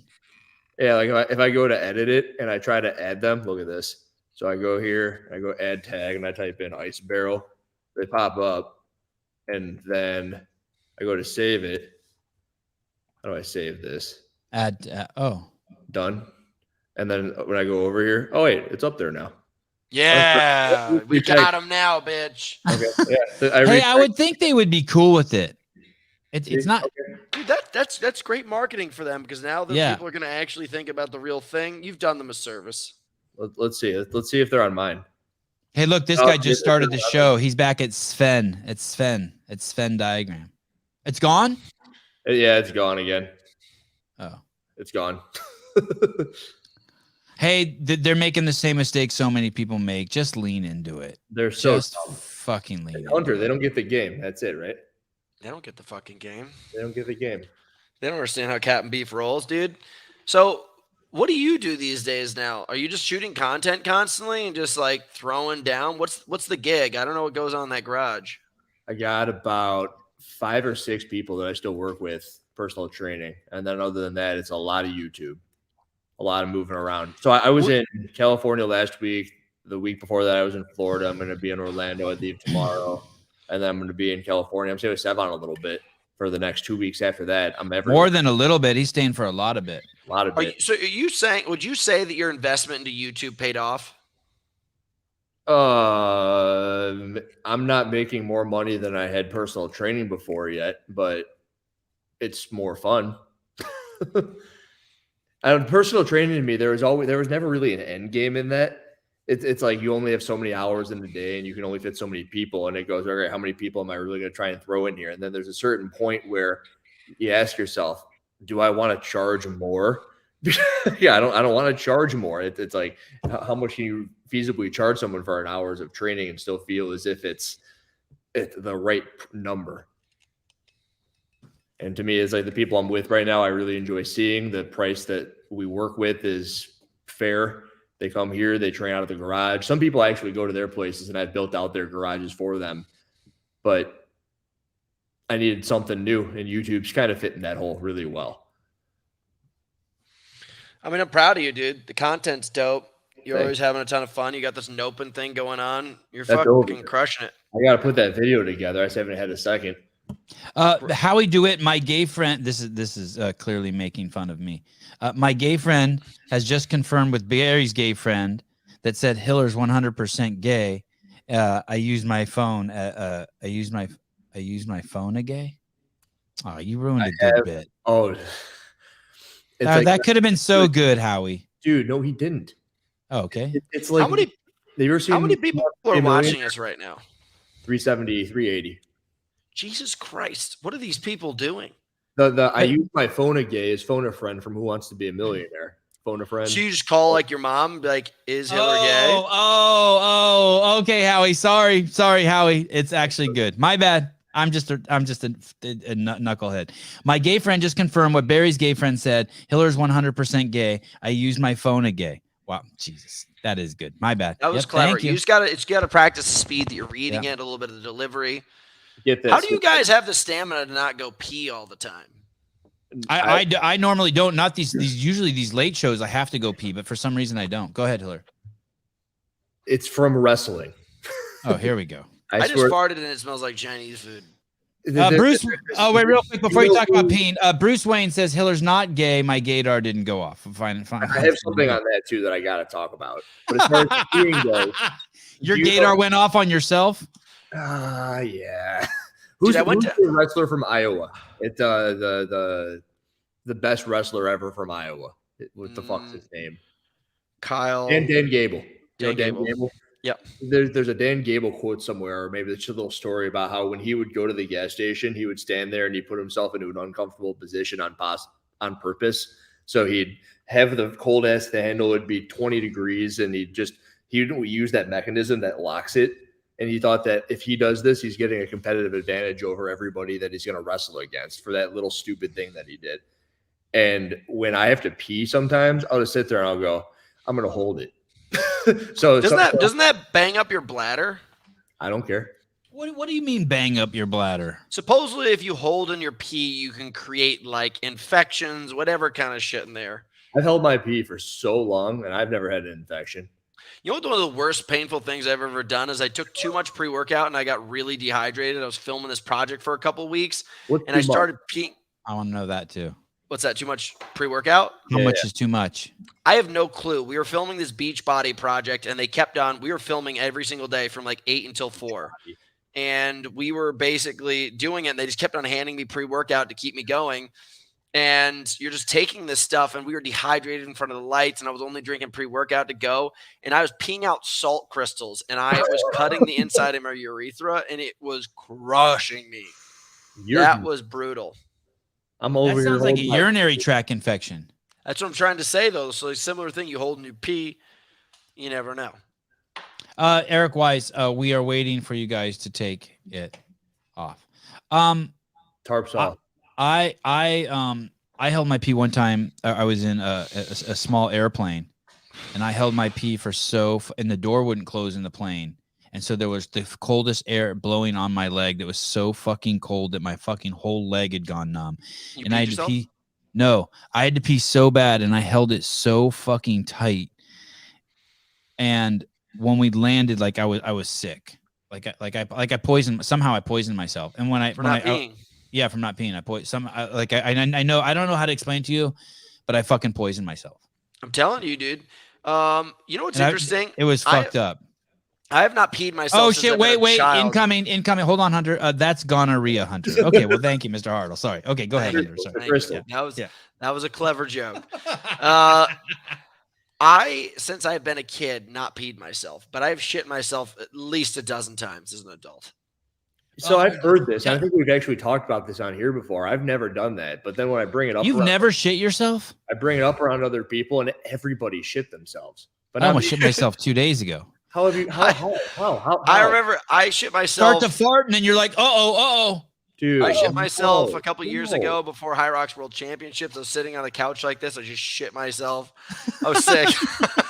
I shit brown water out of my butt. It was like somebody took like a Rambo knife and stabbed the bottom of a gallon of chocolate milk all over the couch. During wrestling in high school, I would just drop laxatives, and I didn't even shit myself then. Hey, dude, even this 60-year-old guy doesn't know how you shit yourself. I'm with Hiller. How? Yeah. Dude, it's just a fart. It's a bad call. You're not going ham enough if you don't shit yourself. No, these are not little. These are not mistakes. I'm talking about full blown poops.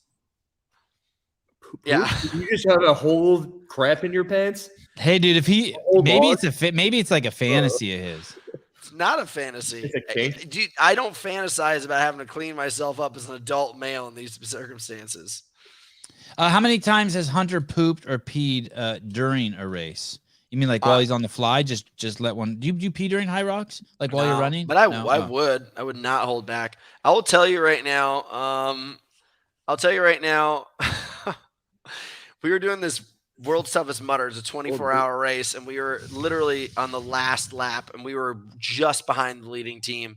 And my training partner, we're on a team event. He was like, "I need to shit," and I was like, "Dude, Miguel, if you pull off your wetsuit, I will never forgive you." He's like, "You shit your pants, and we're gonna finish this thing." And he shit his pants in his wetsuit and had to walk with a turd in his butt for like the remainder of like 90 minutes. Wow! And we won the thing. We wrecked it. And shit in his pants.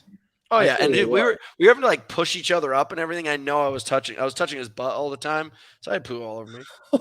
Hey, real Hiller, is Colton? Why didn't I see Colton's name in the Northeast? Because he's in the West. He's in the Oh, Is Colton the dude who loves pigs?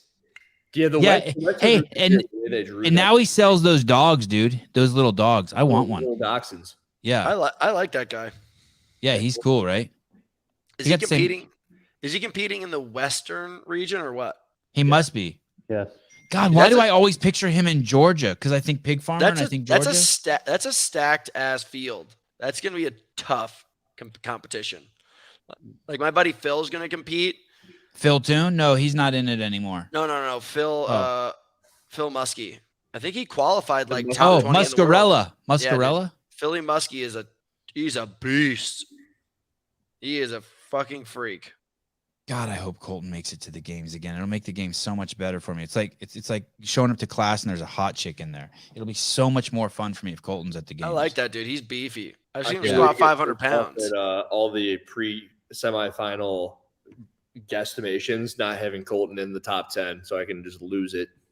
What say? Oh, you don't. No one has him in the top 10. Like Do you John think- and Brian yesterday had the show here where they're like, "These are our guys guesstimated top 10s." Do you think Muskie's gonna make it?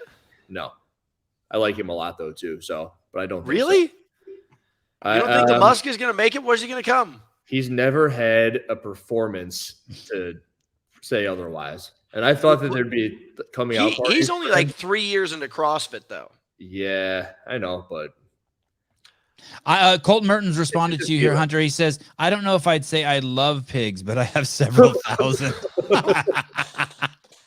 That's a good answer. Fair. That's a good answer, dude. But he's a gangster, dude. I'm cheering for you. I've always been a fan. Yeah. Fuck that shit up, dude. And no one ever wants to. How many times has he been to the games? Once or twice, I Hiller? think he went once. Colton has been twice. Really? I believe so.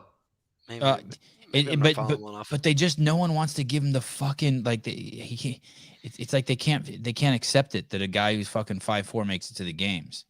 Well, Well, dude, he's a piston. Dude. He's Yeah. been to the games 3 times, 2018. Oh, on a team. Really?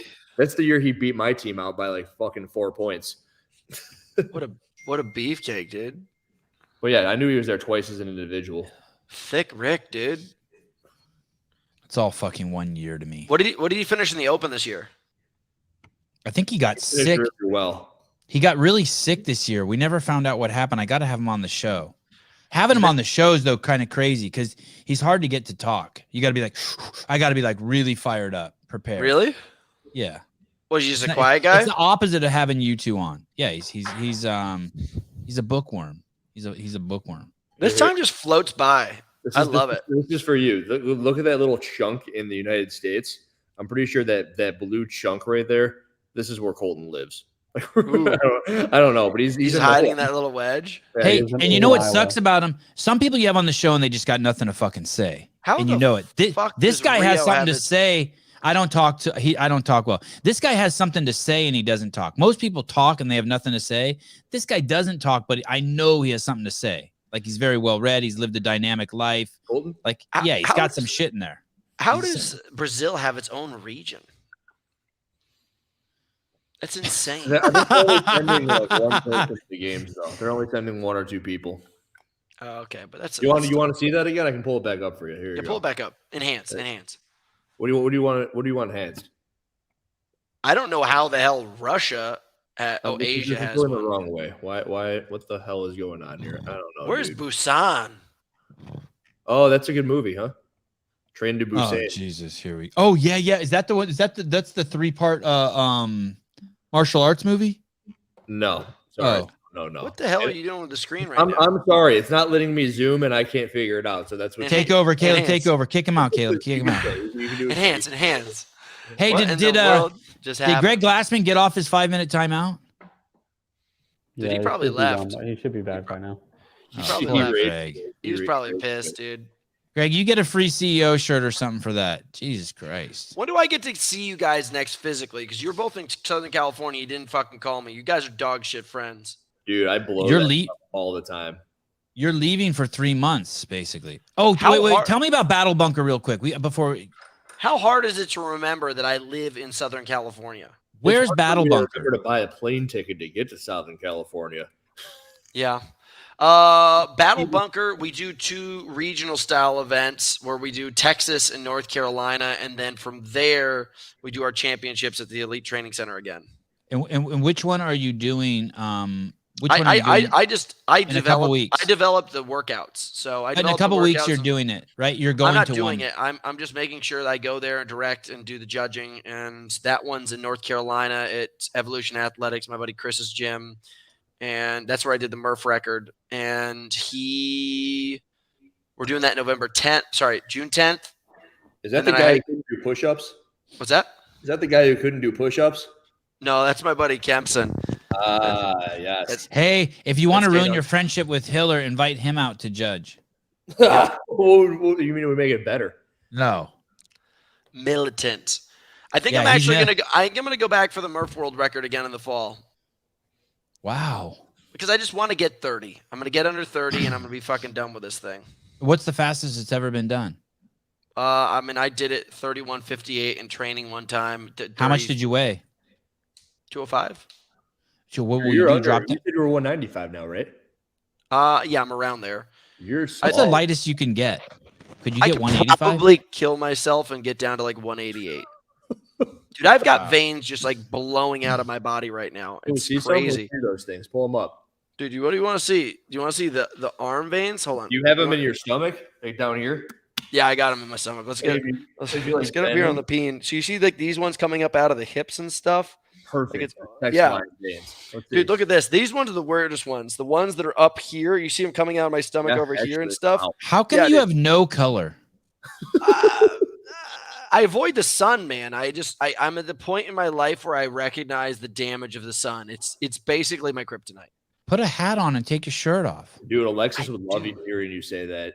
Every day she goes, "Did you put your sunscreen on?" And I was like, Yeah, dude. Jesus. This is look at Captain Beef in this picture right here, dude. "You look great." Dude, you look Yeah. like you have bark beetles in your chest. I know, dude. Look at those worms just crawling around under the skin. Where's the? Let's see the legs now. I don't believe that's him. Where does I don't see his head. Oh, there it is. Dude, Holy you know, shit, you look like you're 12. God, you have the jawline of a porn do you star. see all Look at the that veins coming out of these and the thighs and stuff? Dude, Legs when I thick. get like a bike workout going, it literally looks like I got shot. I got shocked by lightning. Like veins are just like boom. How disciplined are you right now? How many days before you compete in the World Championships? You know, the biggest thing that I've really cut back on is I just don't drink right now, and I don't jerk off or any of that kind of stuff. I just No? like it. No jerking off either? You pull that When's the last stuff time you out. jerked off? Probably like 2 weeks ago, at like 3 a.m. because I couldn't Why? sleep.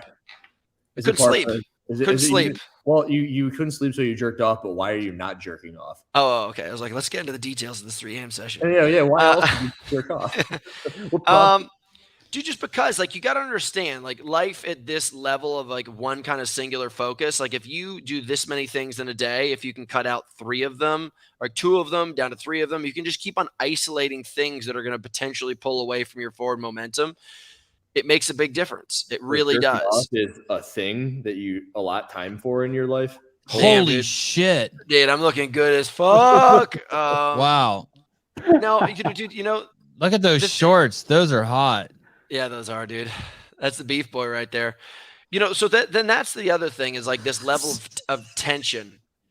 You know you want to have a release, but then you don't give it to yourself. So by the time I get there, there's just testosterone just pouring out of my body, and I want to kill everything that walks.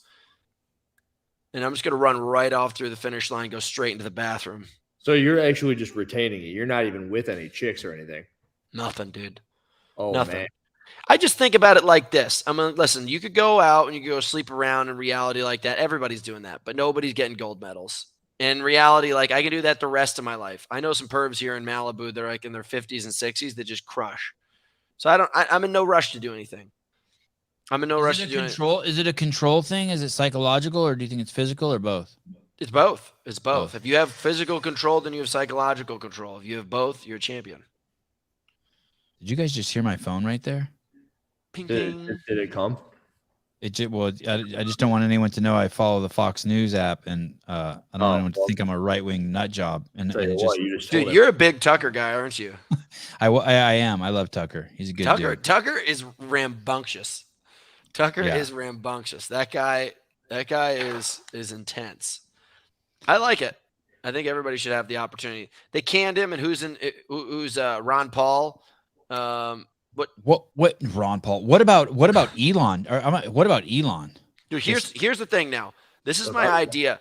Elon's platform is now going to become one of the top media companies in the world because now it's it's going to be a free platform for any kind of voice. And now you're going to be able to live stream whatever. They're going to allow that, and they're going to start to change the platform itself. Because listen, things inside of 140 characters have existed up until this point, but now we're all recognizing that digital screen time visibility is the most powerful thing. He's taken over the company. He's cleaned out the cobwebs, and he's now going to allow people like Tucker Carlson, all of these people. Like, he was one of the first people to let that Andrew Tate guy back and have a social media. He let Trump back. So now all of a sudden you become this platform that is not monitored. It's just available, and it is going to become the most powerful. I was kicked off Twitter a couple days ago for 12 hours. 12 hours, but I'm just saying the monitoring is going to be a lot more lax, and these people that have things to say and have a lot of power are going to start to establish their network on there. Like YouTube is starting to get in trouble, so people are starting to switch over to Rumble.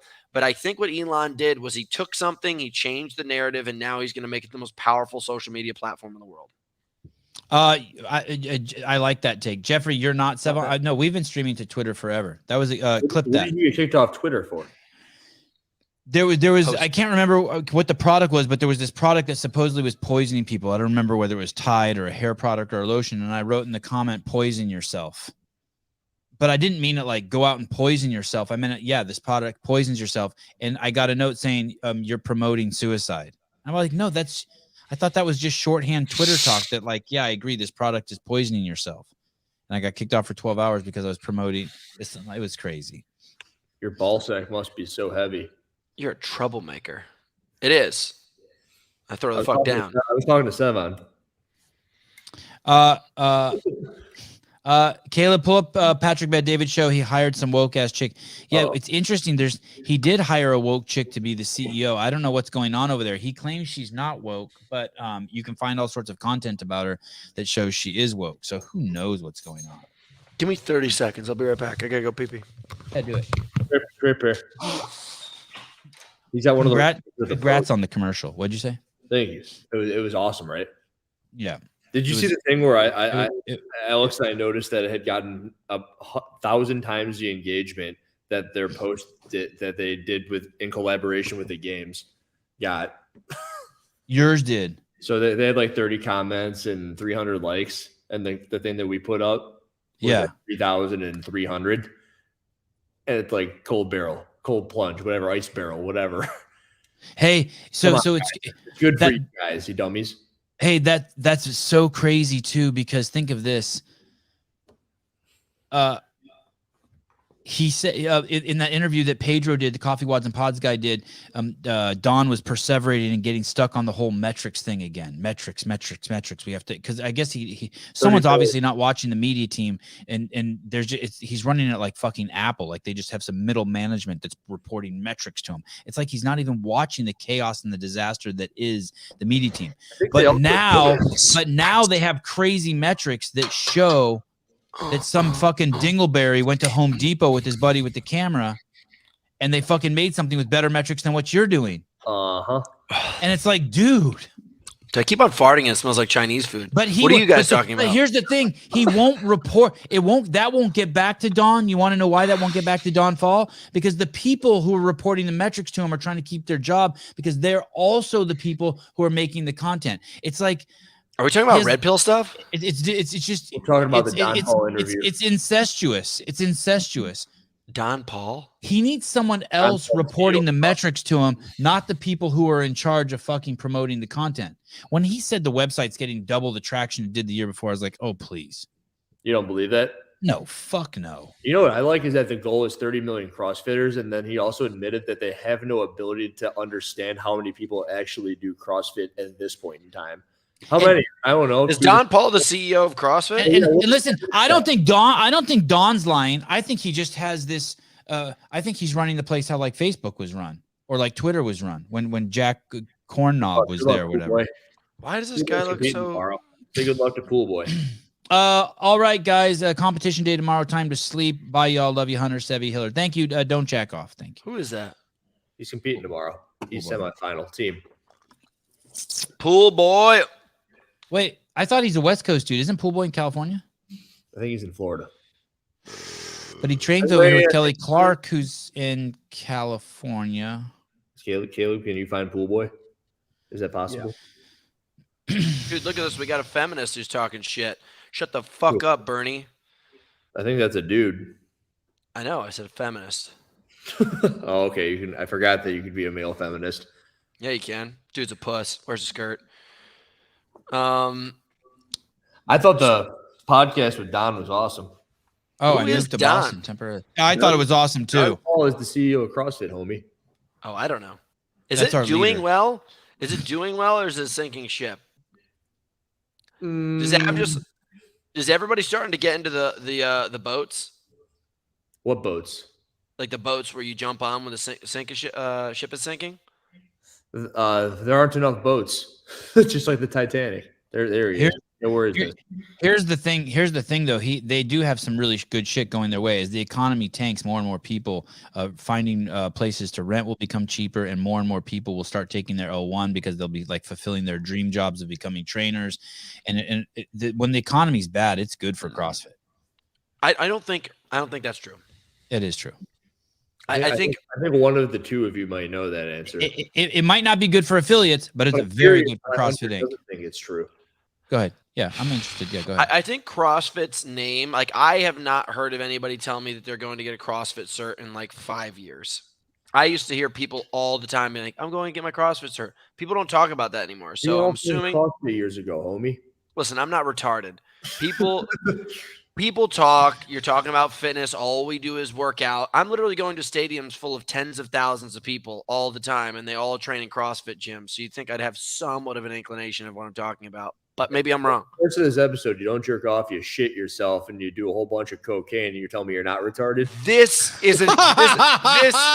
This is what a grown ass man, a grown ass honest man is like. All these other guys are doing it. They're just not telling you about it. Hey, you're right. Hey, That's were you like, hey, that might be too harsh, or were you like, fuck it, I'm unloading? We have this show could be over anytime. I'm unloading both barrels on Hunter. I mean, that was I was harsh. just thinking of things off the top of my head that he said over the past 40 minutes. Jesus Christ. That's an arc of a man's life. He's trying to tell me over here CrossFit's a sinking ship, which is something that I also say on occasion. So okay, so what is this? We're on the same team here. I'm not saying that they're a bad company. I'm just saying I can honestly tell you that I'm not hearing anybody talk about going to get certifications. I don't even hear anybody going to get certifications at all anymore. If you want to make money in fitness, you take your clothes off on the internet and you do like a couple tricep press downs with your ass pressed back, and then you have like a Cash App link to it, and then maybe like a link to this is so good. And then you have a link to your training thing. You know what I mean? That's so it. That's everybody. They're not showing their ass to make money. They're doing it to liberate women, empower, to free women, empower women. People. Yes. Don't get me wrong. it shows why to free women. Yes. Why would you go through all of the work of paying the affiliation, the certification, all of these things when you could just probably just start your own online training thing? I do have something very serious to say to anyone who knows Mal O'Brien. I will not be letting Hiller and Hunter on the show when you come on, and this is a very safe space for you. If you tell me stuff in the show early on, like how you shit your pants or something, I won't bring it up later on in the show like Hiller did, and abusing Hunter like that, making him contract and put Hunter back in his shell after being so vulnerable. I thought this was a safe space. He ain't contracting shit. And Mal, this is a really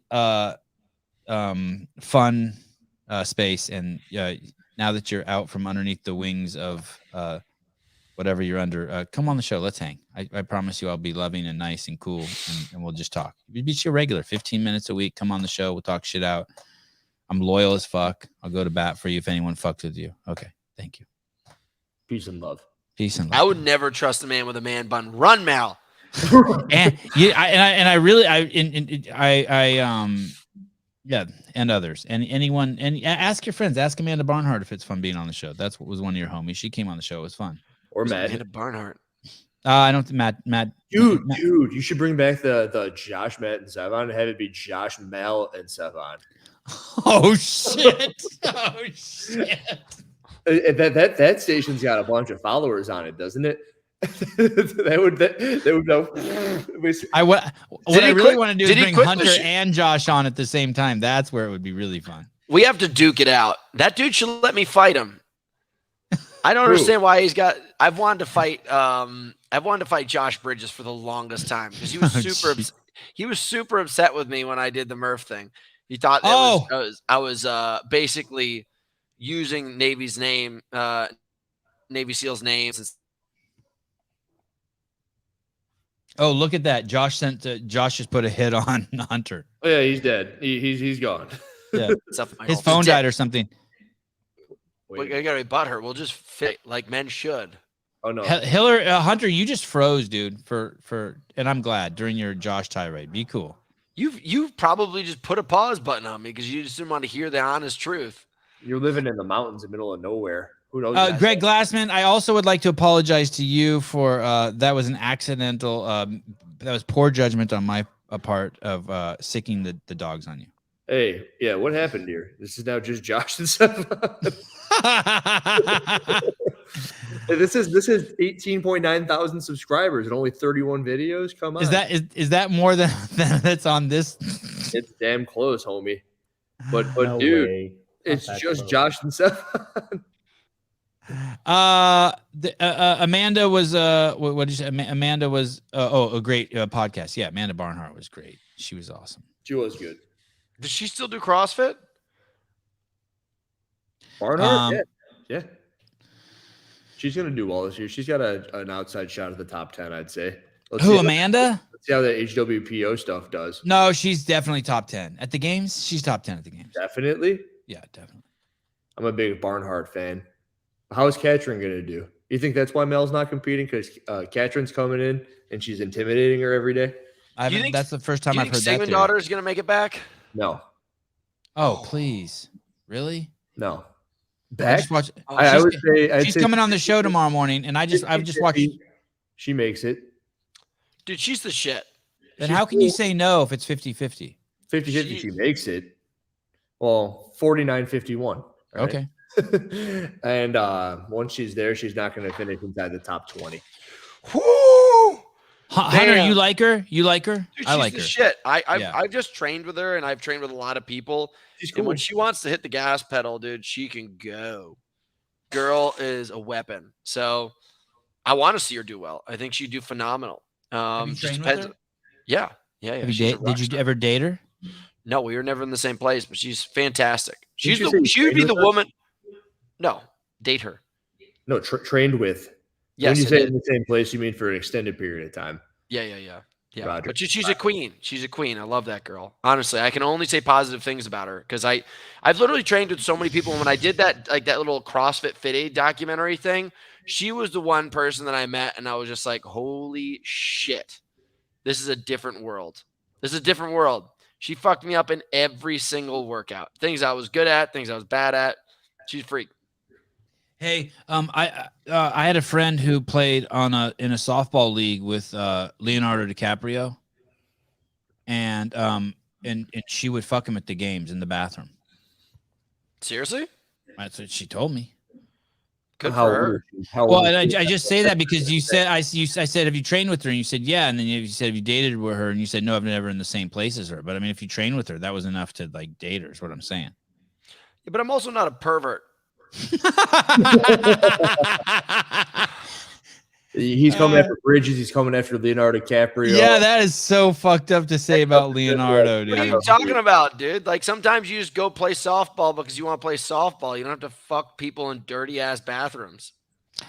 Isn't it? Listen, Bernie Gannon looking like a rock star, one of the Rolling Stones. There was so much pressure. Not was. There is so much. I'll edit work on this a little bit with you, Bernie. We'll co-author this.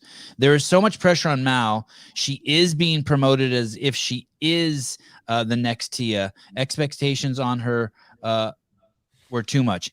But isn't it what you want? I mean, God, it's a. You gotta be. You can't get into sport and then all of a sudden be under the scope and like not expect this shit to happen. Like you're putting yourself in the light. You're taking the contracts. You're showing up. You're competing. You're top. It's gonna come. You just have to develop that aspect of yourself. Thunderham is not a perv? Question mark? Really?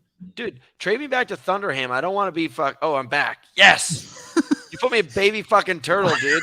I didn't do that. Caleb must have done that. Caleb Who made him baby turtle? How the fuck did I become baby turtle? What the hell does that even mean? Oh, okay.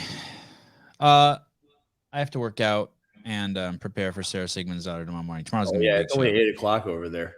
Yeah. What, Amanda is hot. Yeah, Amanda is hot as fuck. She's dude, like you work out this like late at night? I have no fucking choice. I've been fucking off with my kids all day. God, that's brutal. Whenever I do my night sessions, I just sweat all night long. I'm gonna. I don't work out like you. I'm gonna do. Oh shit! Oh shit! Who made that? That's crazy. Who made that? Travis. Oh my god! I'll post that. That's dope. I'm sending it to you. Dear Mal, God, I would love to fucking. She could take me to the next level. Dude, you'd have 100,000 like that. Yeah, totally. 100,000 views. Mal, I will be so nice to you, and I will make sure that if any douchebags with 10-minute fucking hot take YouTube stations come after you, I fuck them in the ass. Just so you know. Dude, who shit, I'm saying who. That one, Hiller wasn't even paying attention for that one. I heard fuck me in the ass. What I miss? I just hooted a bunch. How do you have somebody? Do you have somebody schedule all of these things? Because you clearly are very consistent with this. Like, are you on your phone all day just contacting these people? No, kind of, but Souza. This is a hardcore burn right here. If you had Liver King on and nothing happened, listen, asshole. The station is going at a perfect pace, and I'm very happy with it. With the pace it's growing. Growth. Get fucked. But listen. Guests don't grow shows. I'm not talking about having her on once. I'm talking about fucking having her on as a regular. The Sevan, Mal, and Josh show. It says the Sevan Podcast right now. It's going to be the Mel and Sevan Podcast. Will you shoot me straight? Or is talking with chicks nearly as much fun as talking to guys? Be straight with me. Okay, so most chicks know, but like Sarah Sigmund's daughter is fucking cool as shit. She'll go. There's always outliers where there's people who are cool. That's what I'm saying. Right. Sarah's a cool girl. But I don't think so. I'm too scared. I haven't talked to enough chicks because I'm kind of scared of girls. Like I'll be super anxious for the first. Yeah, I am. I'll be super. About? I'm just scared. I'm just like I'll be so nervous for the first 10 minutes with Sarah. But like with you guys, like come in here like with Josh or you guys, like I was on with Josh yesterday and I just was shot out of a cannon. I get that. How about Danielle Brandon? She's kind of cool, right? Yeah, she's cool. She makes me nervous though too. She kind of is like a little bit like Colton Mertens too.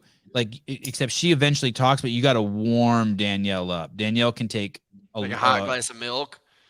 Yeah, she could take 15 minutes to get going. And she has this she does this laugh, like a stoner laugh, like an uncomfortable laugh. And I got to like try to like break her past that every show. Sevan O'Brien show. But I love Danielle Brandon. I fucking love her. I wish she would come on all the time. Do you think you could hone the craft and pick up the swag of somebody like Howard Stern?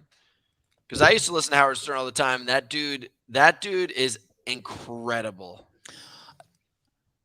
He's giving you double middle fingers, and I want to know why. Are you upset by talking about like just referencing the king of media? I don't think fucking Howard Stern has a fucking thing on me, except fucking 3 years of experience. That guy's the king of media. Well, self-proclaimed. He's also got the Whack Pack, dude. The Whack Pack was one of the most brilliant things ever created. Yes. That is media genius. The fact that he didn't get canceled before cancel culture came on. It's is the whack insane. pack. I will say this: Howard's been an enormous inspiration to me, an enormous inspiration. But I've been doing interviews for fucking 25 fucking years, and I'll put my fucking interviews up against anyone's. Thank you. And with there's been the budget. This isn't an excuse; these are just the facts. And my budget for all my interviews combined is less than 1 day of his budget. Probably true, but he's the biggest show in history. The Whack Pack is basically a bunch of people who are like just misfits. Some of them have like mental disorders, deformities, everything. And these people are insane. And he brings them on the show on physically, calls in, and he keeps up with these people, and their lives are just in shambles. And he makes them regulars. And it's insane, the fact that like there's this one girl, Wendy, who just like all he does is ask her about her pooping her pants and everything. It's I know insane. this. Oh shit, that's the Whack Pack. I've never seen Dude, that. The Whack Pack is so insane. Dude, he had this one little awesome. Tim, I think it was, or Maybe Eric. the top right. Look at Tan Mom. Holy shit. Tan Mom is disgusting. The And go Robin's down, actually part of the Whack Pack too, if you go want to down, be honest. Go down a little bit. Oh my God, dude. Beetlejuice, that little midget right there in the middle left. He That died. guy was a savage. Why? He was angry. He was just angry about everything, dude. He was like a snapping turtle. Now go up a little bit. Go back up to the top. If you go up, this guy right here, Beetlejuice, probably the greatest character in history of all shows. Which one? Middle left? The black guy up at the top Black with the red guy. beanie on. Oh, with my the- Dude, I've God. seen him around. Yeah, And he's high pitch making Eric his is way the around guy now. on the left.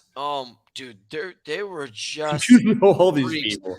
Yeah, dude. And then what's his name? Like Taka. He's the guy from Star Trek. He was this Asian gay guy, and he would come out all the time. And he wasn't considered a whack pack. He was just a regular. And Howard Stern would have like dudes come on, and he would just like judge their cocks all the time. And it was just insane. There was nothing like it at the time. And it was the craziest media ever. And I used to listen to it because I'd get Sirius satellite radio, and I'd train all the time, drive from mountain to mountain. And the guy was just world class. What do you mean he was? And I was so bummed when they would be reruns too. I know, dude. Dude, in the way he would get really, really good interviews on and ask he was just seamless with his questions. He was silky. Dude was good. Sevan, I think you're in line. Sarah Cooper, that was a nice tribute to Howard Stern. Whoa, douche. Mal could have just posted the black I'm out square. That would have been nuts. Dude, I'd have put her in a queen's throne and carried her around the fucking Northeast if she'd have done it. That would have been amazing. I'm out. Or if it's just I'm out. You don't even have to do the black square. I'm out. Look at this one. Sevan has his own whack pack. Hiller, Taylor, JR, fake Brian, real Brian, Johnny. I know. Well, I do. I would talk about. I don't want to tell you who my whack pack is because I don't consider them the whack pack. But I got my crew. There's a crew that I'm like so proud of. I got my regular.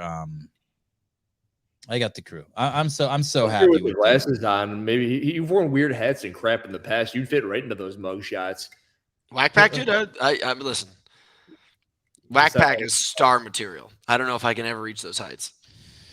Yeah, he did say that. Howard Stern said anyone who didn't get a 49er ticket, he didn't care if they died. Yeah, that's correct. I was just talking to. He said a bunch of crazy shit like that. Who said that I couldn't see his child ever if I didn't get a ticket. And Who said that? Just a buddy of mine. Yeah. He would periodically check and he goes, "Hey, did you get vaccinated yet?" Or, am I allowed to say that? No, 49er ticket. Jesus Christ Almighty! Dude, what the fuck? I picked up on that, and I'm new to the show. And Hiller's on every third I'm day. talking about the measles and mumps and stuff.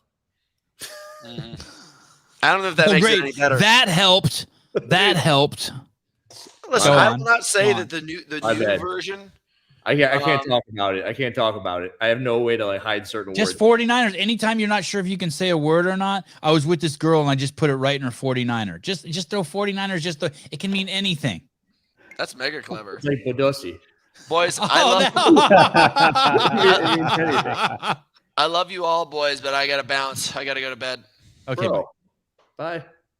Yeah, Guys, dude. it was really good seeing you. I'll be back in a couple of weeks. We'll catch up. Okay. Hey, what's the date? What's the date for the HYROX? May 26th, 8:15 British time. Dude. this is 8:15. What PM British time? PM. Okay, so that's like 12:15 our time. Yes. Okay, I'm gonna try to call. You'll have your phone with you after the event. Oh yeah. I'll be I'm in touch. gonna try to stream with you. Okay. Thug love, boys. See ya. Okay. Bye, Love you. Hunter. Thanks, Hunter. You were great. So one of your friends wouldn't let you see their kids because you weren't a 49er fan? Right. Ironically enough, they're also from California. Oh, that's weird. I seriously can't talk about things that I can't. I very much speak. So it's dangerous if we talk about it. I don't know. You don't swear. You're so good at not swearing. But swearing is something that I've developed a skill for after working with kids for some years. Sevi, there's going to be so many good clips from this morning's podcast. So there's this new thing that I'm supposed to be doing before every show, and it's go to the record. I should tell you this right now too, Caleb. You're supposed to go to settings, go to recording, and then hit record locally for each participant, and I screwed that up. I didn't do it for this show. I did it for the Greg show. And it's so the people who are now making, the guy who's now making all of this crazy amount of content we're pumping out has good video to work with. Didn't you just run a separate camera, maybe? I mean, no, you don't have. I don't have to anymore. This thing is now, we'll record everything separate now and put them into separate high resolution files. It's crazy. I'll show you how to do it. It's just a click of a button. Okay. Cornholio Stern lovers, the 49ers and never retracted a thing. And he has been, he is now irrelevant. I wonder, I heard his ratings have dropped significantly in the last 2 years. Bernie Gannon, first Haley. I love the way this guy looks. He looks like an old rock star, doesn't he? Like Fernando Alonso, the Formula One driver. Oh yeah, I could see that. Either an old rock star or active Formula One driver. First Haley, now Mal. Someone needs to take a look at how to help the team plus female competitors show how hard the fit part of CrossFit extends beyond the physical. I just wish I knew what pressure meant. It's like when something's about to explode. There's a pressure cooker, you put the rice in there. It's how I make my rice. I make it in the pressure cooker. Jesus, block everyone then. Makes them a more avid listener. Someone told me that today, that there's actually haters who are addicted to the show. I was telling Caleb we should do a poll. Do you watch this show? Are you a hater? Do you watch this show? Yes or no? But I want to know, like, there were some years in my life where it was just the voices were too fucking loud in my head. Like I couldn't tame. I didn't have I couldn't get away from my thoughts. And that, when I think of mental illness, that's what I think of. It basically the demons, the voices, the whatever the fuck you want to call them.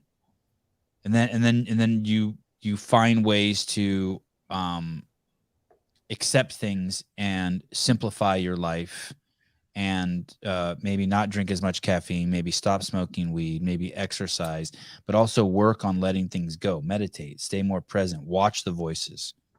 And then slowly you manage it to a point where you change your tune, you change the record. I think it's exactly how you perceive. Why were you feeling pressure when you were feeling pressure? What was the issue? Who I don't even know. It's just something that I feel like happens to everyone when they're like 23 or 24, 25 years old. You have to just go through some crazy soul searching. It's like your whole life you've been a professional student. You go from kindergarten to junior high to high school to college, and then it's like, and you've kind of closed off your world. You've sealed you into this, like this world. And it's like this. This is a little off subject here, but some people would get offended by oh, this is going to be so off target. This is a good idea. You should probably get my therapist on. What do you, when you think of mental illness, what do you think of it as? Do you think it is the voices being too loud, like you want to get away from a certain thought that you're having in your head and you can't? And you don't have any other way to mitigate it? You don't have any practices or tools in order to mitigate that volume? I'm trying to paint a picture of the people who I've had the opinion that they are mentally ill or are actually mentally ill. And the only thing that I can see, you talk about drug addicts and how that's different, correct? It's different to be a drug addict or are they one and the same? Well, doing drugs will lead to mental illness. It'll lead to the addiction makes it so that the voice gets louder and louder because it needs to be fed. I think that It makes a monster in you. I think people need purpose. And I think that the purpose that Mal had is what Hunter was alluring to. It's just a game. And I think that there needs to be a break and she needs to realize it's a game. Like her purpose can't be the game because what happens when you lose?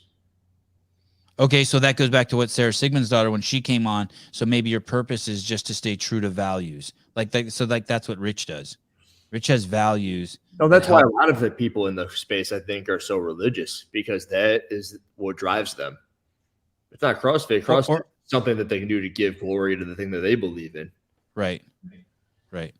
But once again, we're just describing it. I'm curious what like the actual manifestation of it is. Somebody asked if I could look up and to the right all the way. Oh, your eye was doing something weird a second ago. Was it? Yeah. Sorry. I have no idea. I'm just looking around. What was the question? I was reading the comment and thinking about whether I could look up and to the right.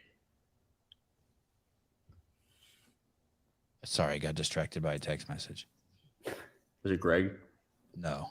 Was it Mel? Was it Matt? No. No. It was the hottest girl in the world. Your wife. No, Why is not your my wife just texting you? Not my wife. Not my wife.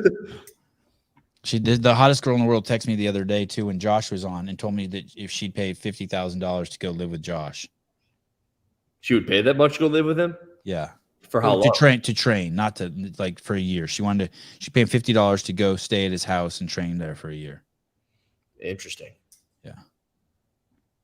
I wouldn't do that. You wouldn't do what? Pay $50,000 to go train with Josh. Yeah, you're not the hottest girl in the world. I wouldn't do it regardless of what girl I was in the world. Oh, all right. Well, would you do it if you had $50,000 to give Josh? yeah, I can imagine a reality where I'd pay him $3 million to go live in his apartment over his garage and train with him every day. Sounds great. If I had $10 billion, I was 25 years old, I'd peel off Josh a few mil to go live in his garage for How about Rich? Yeah, $4 million for Rich. How about Fraser? At $37 million. I want to see the Vermont place so bad. No, I want to get the Craig Ritchie ticket to Vermont. Sevan, pressure. As a kid, you got into trouble, didn't you? Your mom ever tell you wait until your dad gets home? Remember that feeling? Yeah, but right. But as you get old, right? Okay, I like that. That's good. Now we're on to something, right? Now in your throat. It's like that. Or it's like this: you get arrested by the cops and they put handcuffs on you and they're calling your mom and you're sitting on the curb. But it could also be you know that feeling like right before you're about to speak in front of a large crowd, and you feel it. And I've had that feeling where I just want to run away. Like I literally start envisioning myself running away, like into the parking lot and jumping in my car and leaving. Damn. You never had that? Well, I've had that a handful of times in my life. Getting ready to. I remember I would give everyone in grade school where I went had to talk in front of the class for whatever the hell reason, and I remember I just wouldn't breathe. That's what I would just keep on talking, and I guess it's kind of what I do now, right? So I've just practiced, but I would just remember, and then I have to go in front of everybody because I just forgot for so long. I'm paraphrasing, but Sousa said the other day when he came, Sousa's like, I came on the show right before I started the show without you.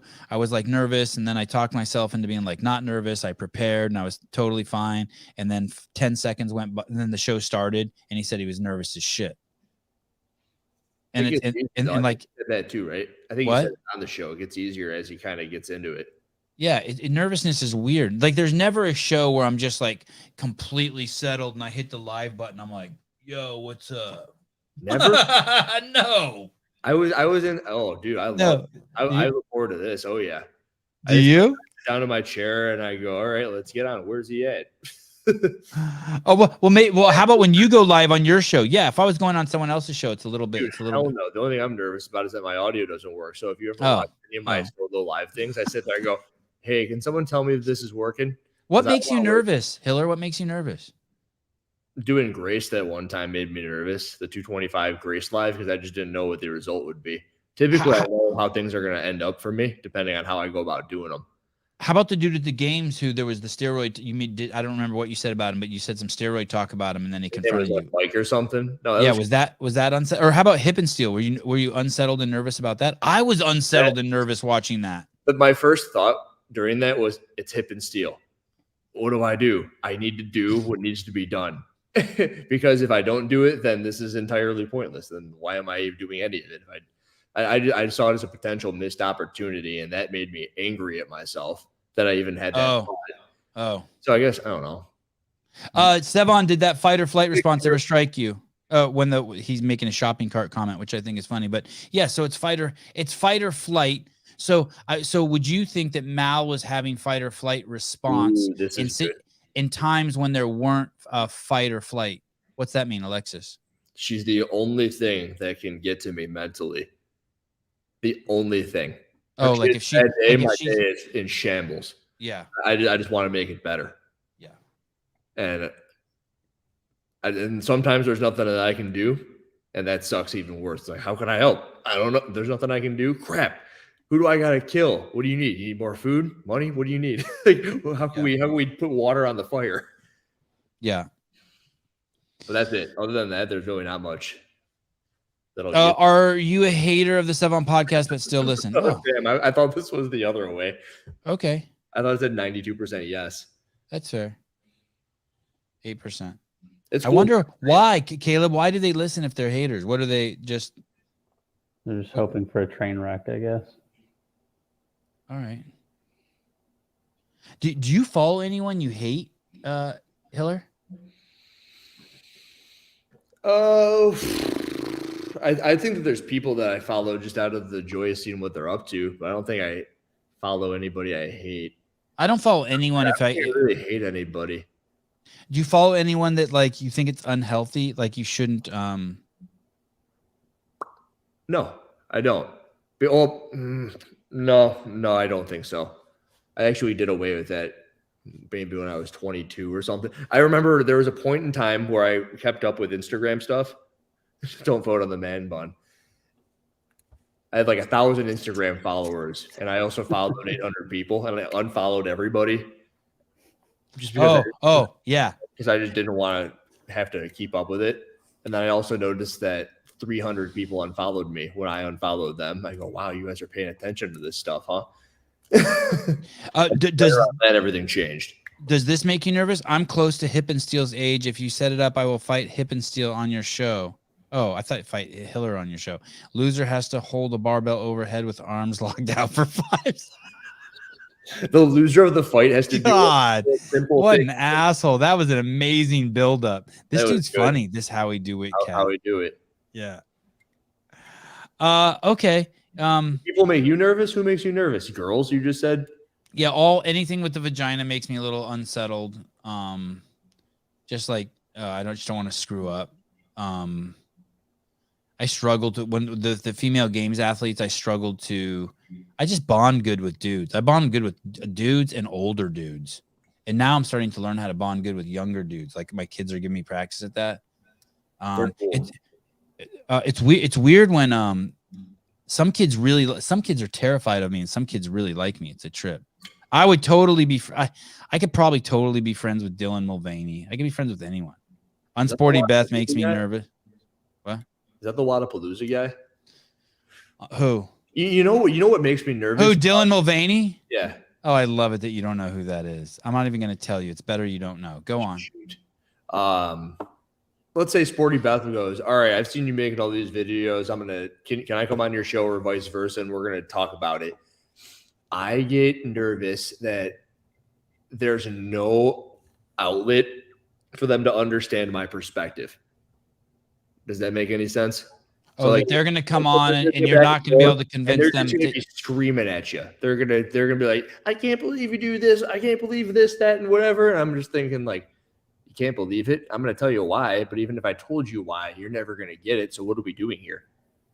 I'm nervous of conversations that would have really no point. Like they're completely closed-minded, or that maybe you're completely closed-minded. Well, I would sit there and I go, I understand why you're upset, but you need to also understand why I did it. Do you not? Because yeah. I think that the reason that I'm like, I get you're upset. That's why you're here, right? That's why we're going to talk it through. And I guess I would like for you to hear it. And at the end of the day, there needs to be some sort of middle ground. And if there isn't, and you just want to be angry, then I guess you could have been angry without having talked to me about anything. But the whole thing we did here, this is pointless. There was an instance in college where I was at Milwaukee with that just University of Milwaukee. I had a buddy who went there, and everyone was drinking, and I don't really drink. And I remember I went to get water at 2 a.m, and everyone's in the hallways in this dorm, and they're all like running around, shirts off. And of course, my shirt was off. And some dude goes, "Hey," starts swearing at me and something like that. And he goes, "You think you're so cool?" I'm like, "No, I'm just getting water." And he goes, "You don't even go here. What are you doing here?" And I go, "I'm seeing my buddy, and I'm just going to get water because there's no freaking bathroom. There's no water in the room." And he goes, "I'm going to fight you right here, right now." And I'm like, "Okay, go ahead and do it." And he walks up to me and we're face to face. And I did one of these. I cracked my neck. And he goes, "This guy thinks he's tough shit. He thinks he's going to come up here." And he was just screaming at me. And I go, "I don't know what I did to you, but I'm just getting water." I kept on that's how I would feel if something like that happened on the internet. I would basically keep on telling them what it was that I was doing. Yeah. And eventually, what happened in that situation? What happened? The dude eventually walked away after just screaming and screaming and screaming. He never fought me. Wow. And then like my buddies even came out of the room and they're looking and I go, "What are you doing?" I go, "This dude just yelling at me and I didn't do anything other than walk out here with my shirt off," and he's all pissed off. He's of course drunk. And everyone, drugs and alcohol, of course. Yeah. And then the next day in the lunchroom, I remember we're walking around and everyone's like, "You're the dude who was just getting screamed at by that guy." And I go, "I didn't do anything. I was going to get water." Eaton Beaver, he's so sensitive about the man bun. I donated when I commented and it got ignored. I never ignore a donation. Ever. That's also how I felt at the games, by the way. That guy walked up to me. Oh, yeah. He just, "You said I was on steroids." Uh-huh. And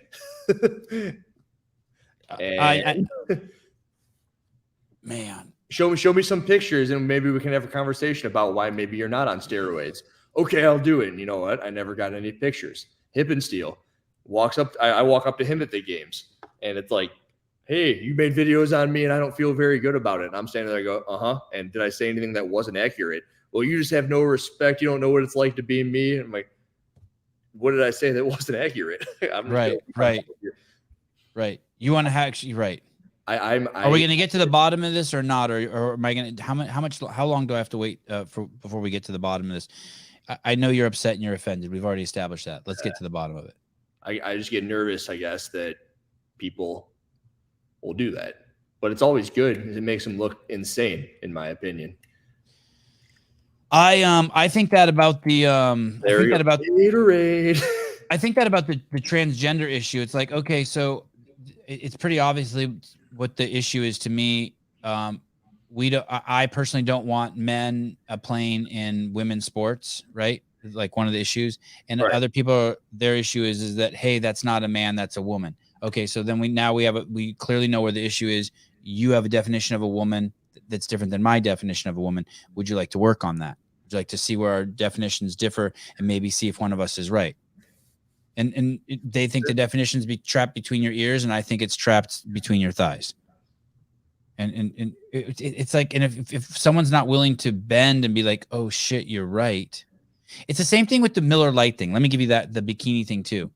Let's hear it. They think it's disrespectful. There's a group of people who thinks it's disrespectful to sell beer showing a woman's beautiful body. I get what they're saying, but what is your issue with a woman's body to sell beer? Just tell me, because is it that you hate women? What is do you not find the curve of a woman's waist to her ass nice? Do you not find the swelling of breast nice? Like, what is your issue? Don't make me read into it. I want to know what you hate about using women's bodies to sell beer. Can I use a woman's body to sell a horse? Like if she's horsebacking on a horse, can Colton Mertens use his hold up a Datsuns? Can his girlfriend hold Datsuns around her waist or around her chest and sell the docs? Like, what do you hate about women that's making it so? Or maybe it's you don't hate women. Maybe that's just a presupposition. But I want to know, and no one wants to talk about it. No one wants to drill down 1 inch to the depth of what would get us to the conclusion. At least then, if we don't agree with each other, we'll at least know where the issue's at.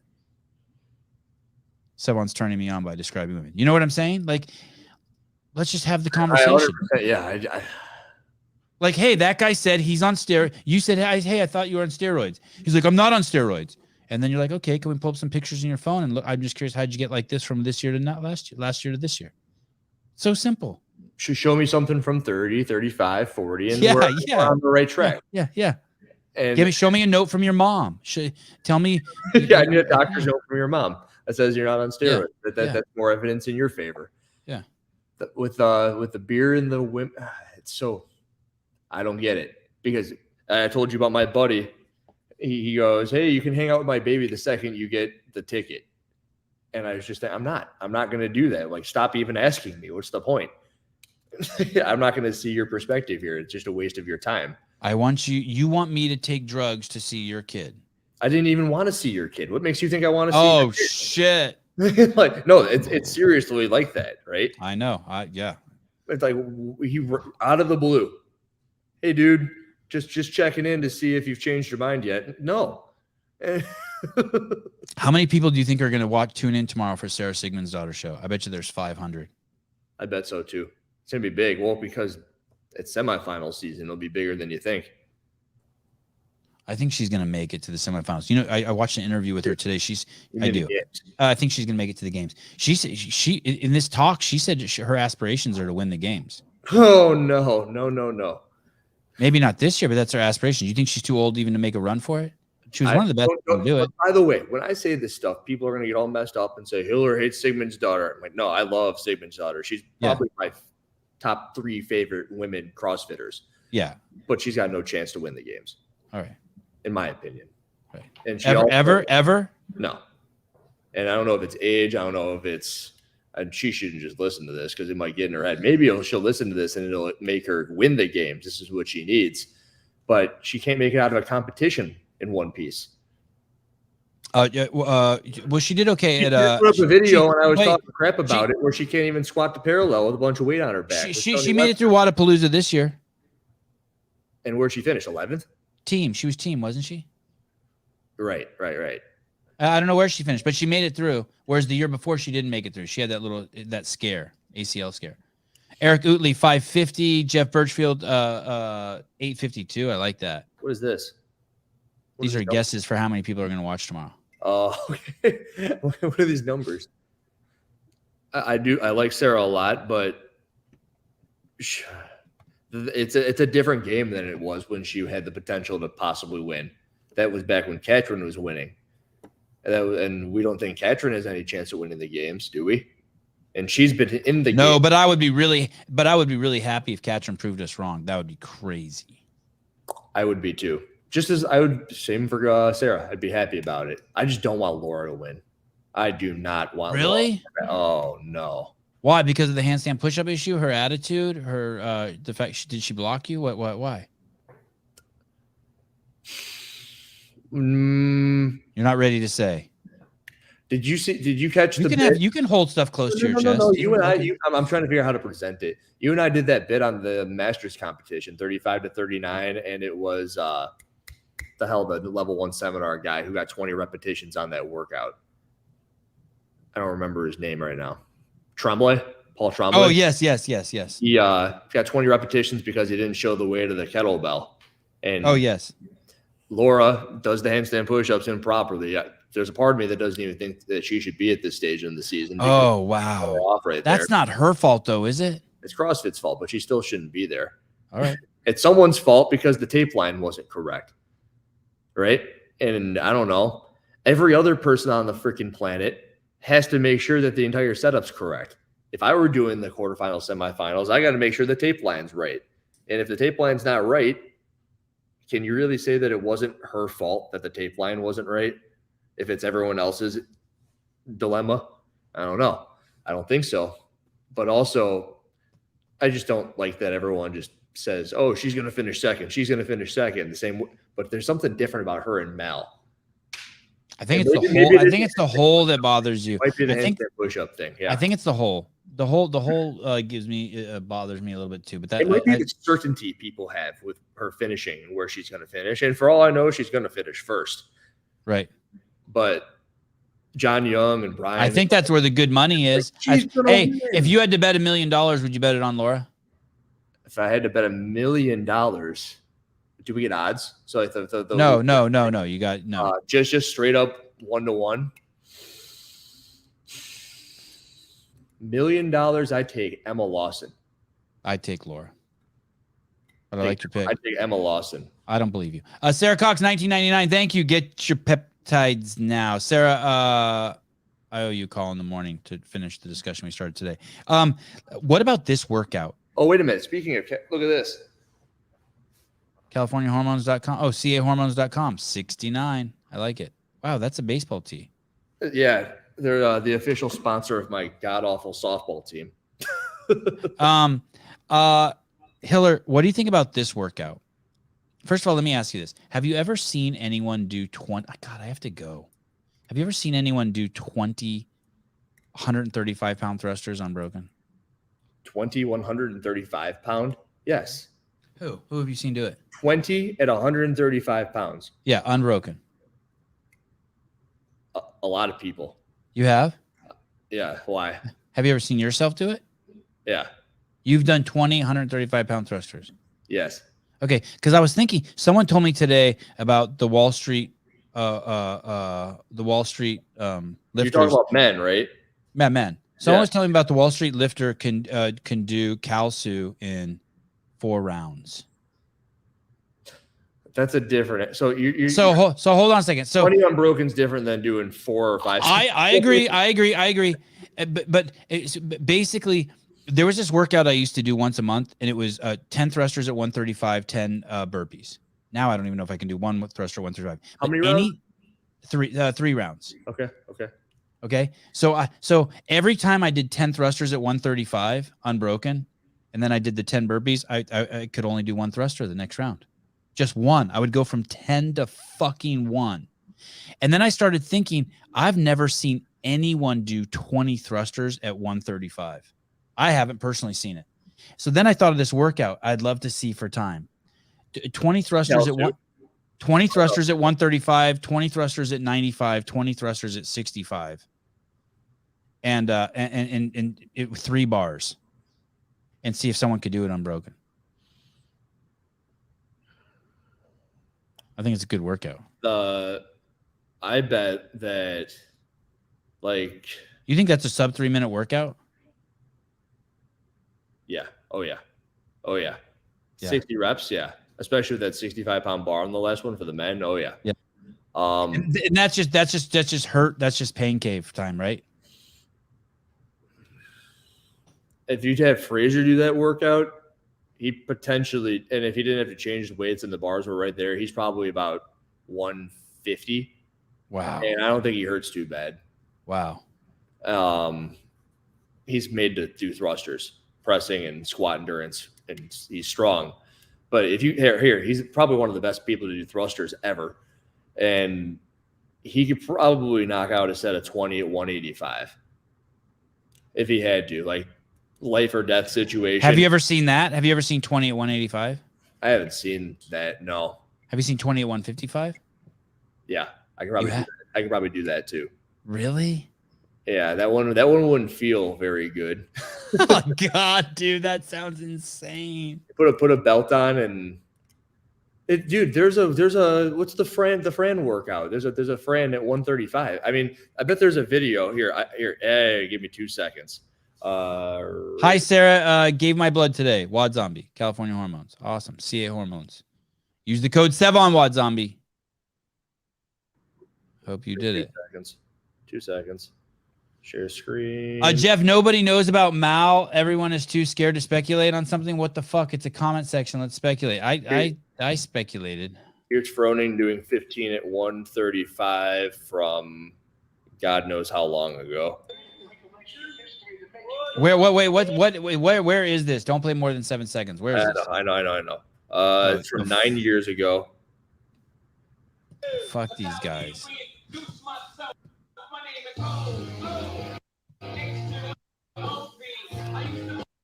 Who's that in the back? Good question. Rory McKernan. It looks like Rory or Andy Stumpf, or who is that? But here's what his Title last says couple Rory. look like. God, they've known each other a long time.